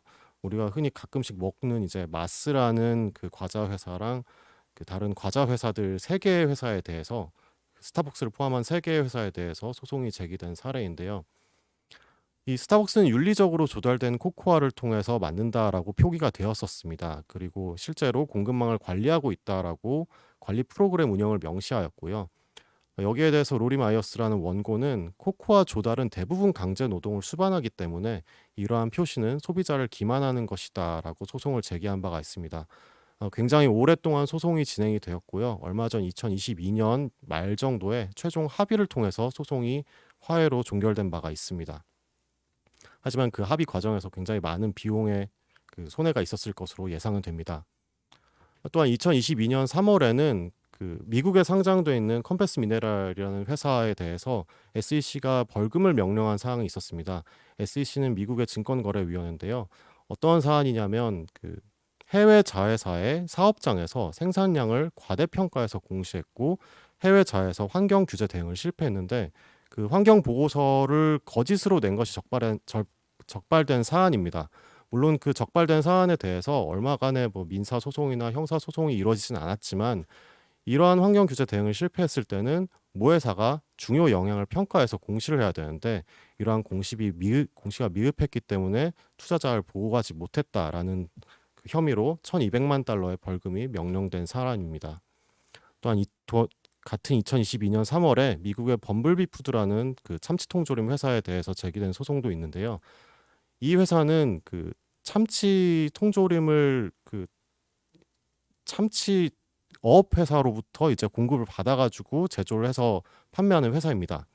근데 공정하고 안전한 공급망을 운영하고 안전한 관련된 모범적인 관행을 유지한다고 했는데 이러한 문구들이 사실은 환경 파괴적인 어업과 인권 유림 혐의가 있음에도 이런 문구를 씀으로써 허위 마케팅을 하고 있다고 해서 제소된 사례입니다. 다음으로 이러한 사안들을 통해 저희가 찾아볼 수 있는 주의사항에 대해서 살펴보도록 하겠습니다. 먼저 실사의 개념을 좀 정확히 알 필요가 있는데요. 저희가 실사라고 한다면 흔히 좀 현장 실사를 생각하게 됩니다. 그래서 우리가 모든 공급망에 대해서 다 나가서 검사를 해야 되냐라고 생각을 하는데 사실 아까부터 계속 봤던 정책 그리고 위험평가, 해결, 그리고 유효성 검토 이 프레임워크 자체를 실사라고 하게 됩니다. 왜냐하면 이제 실사가 듀딜리전스라고 하는데 그 사전적인 의미는 합리적인 사람이 타인을 위해 피해를 예방하기 위해 주의를 기울이는 행위이고 이 전체 프레임워크를 보통 실사라고 부르게 됩니다. 실제 주의사항을 살펴보면 아까 사례에서도 봤듯이 전략이나 사업 특성을 고려해서 실사 정책을 수립할 필요가 있게 됩니다. 예를 들어서 사업 내 재하청 구조가 굉장히 복잡하다든가 사업이 실제로 운영하는 그 분야가 어떤 것이냐든가 또는 운영 지역이 어디에 위치하고 있느냐에 따라서 실사 정책을 다르게 구성할 필요가 있습니다. 또한 민사소송의 경우에는 국내법과의 정합성을 따지기 때문에 결국 국내법과의 상충 우려도 확인할 필요가 있게 됩니다. 그리고 모든 법에서 이러한 실사 정책을 투명하게 공개할 것을 요구하고 또한 행동 규범이나 공급망 실사 범위 그리고 성과를 공개할 것을 요구하기 때문에 이를 선제적으로 공개할 필요가 있을 것입니다. 이러한 공개 사항들은 그 보통 IFRS의 ISSB 지속 가능성 공시 기준이나 GRI 기준 그리고 ESG 평가 기준에 다 들어있는 사항입니다. 그렇기 때문에 이렇게 정책을 잘 구성하고 투명성을 제고한다면 이러한 요구 사항도 충족하게 될 것입니다. 특히나 아까 보셨듯이 그 정형화되고 획일화된 체크리스트를 통해서 그 실사를 대응하게 될 경우에는 그럼에도 불구하고 미흡했다고 소송이 일어날 수가 있습니다. 결국에는 사업 전략과 사업 운영의 특성을 고려해서 실사 정책을 구체적으로 수립할 필요가 있다는 것을 보게 됩니다. 그럴 경우에 실사의 실효성을 제고할 수가 있고 합리적으로 규제 준수를 노력했다는 것을 입증할 수가 있게 될 것입니다. 그렇다면 실사 주체가 아니라 그 실사를 받는 공급망은 어떠한 것을 주의해야 될 것인가에 대해서 또 고민할 필요가 있을 것입니다. 일단 협력사가 가장 걱정하는 것은 지금 우리에게 현장 조사가 올 것인가, 우리가 흔히 생각하는 실사가 올 것인가에 관한 것인데요. 지금 만약에 현장 조사가 없더라도 이미 다운스트림 우리의 구매처에서 평가가 진행 중일 가능성이 있습니다. 왜냐하면 실사라는 것이 현장 조사만을 의미하는 것이 아니라 위험 평가부터 시작되는 것이기 때문에 이미 자체적으로 위험 평가는 하고 있을 가능성이 높습니다.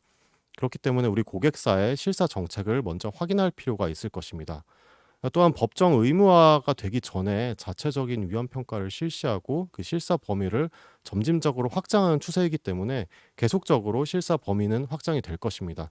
우리 회사가 구매처로부터 굉장히 좀 거리가 멀거나 우리 회사에 직접적으로 영향이 오는 것이 없기 때문에 지금 피부에 안 닿을 수도 있지만 향후에 계속적으로 확장될 수 있다는 점을 주의할 필요가 있습니다. 독일의 경우에는 올해부터 실사가 의무화됐는데요. 2023년부터 2024년 1년간 실사 의무를 이행하도록 하고 2014년에 성과를 처음으로 보고하게 할 예정입니다. 그렇기 때문에 이도 살펴볼 필요가 있을 것입니다. 그리고 공급 계약의 중단 사유와 개선 권고 조치의 사유도 구별할 필요가 있을 것입니다. 실제로 지금 실사 정책을 이행하고 있는 회사들을 보면 국내법에서 금지하는 인권이나 환경 침해 사고가 발생하는 경우에는 즉시 공급 계약을 중단할 수 있도록 하고 있습니다. 하지만 인권 및 환경 보호를 위한 컴플라이언스 준수에 경미한 사안인 경우에는 바로 계약을 중단하기보다는 개선 권고를 하고 일정 기간을 부여해서 재평가를 해서 다시 개선 권고를 할 것인지를 계속 그 사이클을 돌려가게 됩니다. 그렇기 때문에 실제로는 협력사가 먼저 이러한 것들을 좀 더 잘 지킬 필요가 있고요. 최근의 트렌드는 이러한 개선 권고를 하기 전에 공급망에 들어갈 때부터 이러한 사항들을 좀 보고 있습니다. 그렇기 때문에 해외 기업에 대해서 구매처로서 우리가 판매를 하기 위해서는 좀 더 선제적으로 대응할 필요가 있습니다. 그리고 공급망 실사의 객체와 주체가 동시에 일어날 수가 있습니다. 그 공급망 실사법에서 요구하는 것은 계약을 통해서 그 계단식 계약을 통해서 공급망 실사의 범위를 늘리라는 것인데요. 그게 뭐냐면 예를 들어서 행동규범에서 맨 마지막 부분에 보면 그런 것들이 있습니다. 이 행동규범을 공급망 그 협력사에게도 지키도록 하세요라는 게 있는데 결국은 협력사가 그 하위 협력사에도 이 행동규범을 요구하도록 하라는 것입니다. 1차 협력업체의 행동규범을 적용해서 2차 협력업체에 동일한 행동규범을 이행하도록 한다는 것인데요. 그렇게 본다면 결국 협력사도 또한 공급망 실사의 주체가 될 수 있음도 주의할 필요가 있습니다. 결국은 이러한 합리적인 규제 준수를 노력하고 우리가 합리적으로 이러한 실사 정책을 세우고 있다라는 것을 입증해서 계약의 중단을 예방할 필요가 있을 것입니다.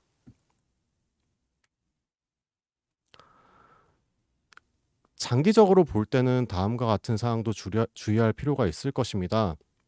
그 공급망 실사법들은 대부분 공시를 할 것을 요구합니다. 특히나 EU 지침은 공급망 실사 결과를 보고할 것을 규정했고 이는 이미 제정된 프랑스나 독일의 국내법의 입법도 동일하게 규정하고 있습니다.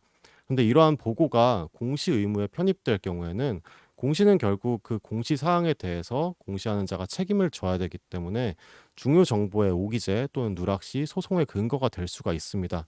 그렇기 때문에 성과를 그 공급망 실사의 성과를 공시할 때 굉장히 주의할 필요가 생길 것입니다. 또한 지배구조와의 관계를 살필 필요가 있습니다. 그 EU 지침이 집행위에서 나올 때는 그 지배구조의 역할을 명시를 하였는데요. 이사회 안에서는 각 국가의 국내법을 고려해서 지속가능성 문제를 이사의 의무로 규정한 사항은 삭제되었습니다.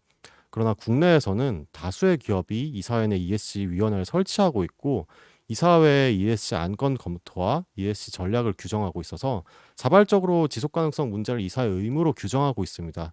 따라서 향후에 공급망 실사에 실패할 경우 이는 이사의 책임이 될 수도 있기 때문에 주의할 필요가 있을 것입니다. 또한 마지막으로 이러한 공급망 실사 그리고 ESG 사항이 계약의 중요 사유로 발전될 수 있다는 것입니다. 이 중요 사항은 사실 법상 우리가 흔히 요즘 접하고 있는 머티리얼리티의 관점과도 비슷하다고 볼 수 있는데요. 보통 머티리얼리티라고 한다면 우리가 계약에 있어서 실제로 이게 계약의 재료가 되냐라고 볼 수도 있습니다. 보통 머티리얼이 재료라는 뜻도 되는데요. 이게 뭐냐면 이러한 정보가 틀렸을 때는 내가 계약을 하지 않았을 것이다 또는 투자를 하지 않았을 것이다 라는 정도의 중요한 사항이 된다는 것입니다. EU의 지침은 공급망 실사를 계약상으로 보증할 것을 요구하고 있고 실제로 최근에도 일부 해외 대기업들은 공급망의 지속 가능성을 계약상 보증할 것을 요구를 하고 있습니다. 그런데 이러한 지속 가능성 문제, 즉 단기나 중장기의 인권, 기후변화, 환경보호 등이 계약상 보증이 되고 계약의 중요 요소가 될 경우에는 이러한 사안이 맞지 않았기 때문에 우리는 계약을 취소할 수 있다라는 향후 착오 취소의 요건이 될 수가 있고 또한 손해배상의 근거가 될 수 있을 것입니다. 그렇기 때문에 더 중요하게 이러한 지속 가능성 문제를 살필 필요가 있을 것입니다. 네, 이상으로 제 발표를 마치겠습니다. 감사합니다. 공급망 실사 관련하여 기업이 관심 가질 만한 여러 판례들에 대하여 상세한 설명을 해주신 장윤재 연구소장님께 감사드립니다. 지금까지 2022년 ESG 이슈와 2023년 ESG 이슈 전망, 그리고 해외 의결권 행사 지침 개정 동향 및 기관 투자자 동향, 주주총회 이슈 및 전망, 주주 행동주의 관련 주요 이슈, 공급망 실사 관련 주요 사항에 관하여 심도 깊은 강의를 들어보았습니다. 강의를 해주신 여러 전문가분들께 진심으로 감사의 말씀을 전합니다. 웨비나 진행 중에 몇몇 분들께서 질문을 보내주셨는데요. 강의자분들의 그 시간 관계상 보내주신 질문들의 경우 관련 전문가들로부터 답변을 받아서 참석 신청 시 등록하여 주신 이메일로 순차 회신드리도록 하겠습니다. 장시간 동안 웨비나에 함께하여 주셔서 감사드립니다. 더 알찬 내용으로 구성된 웨비나로 또 인사드리도록 하겠습니다. 감사합니다.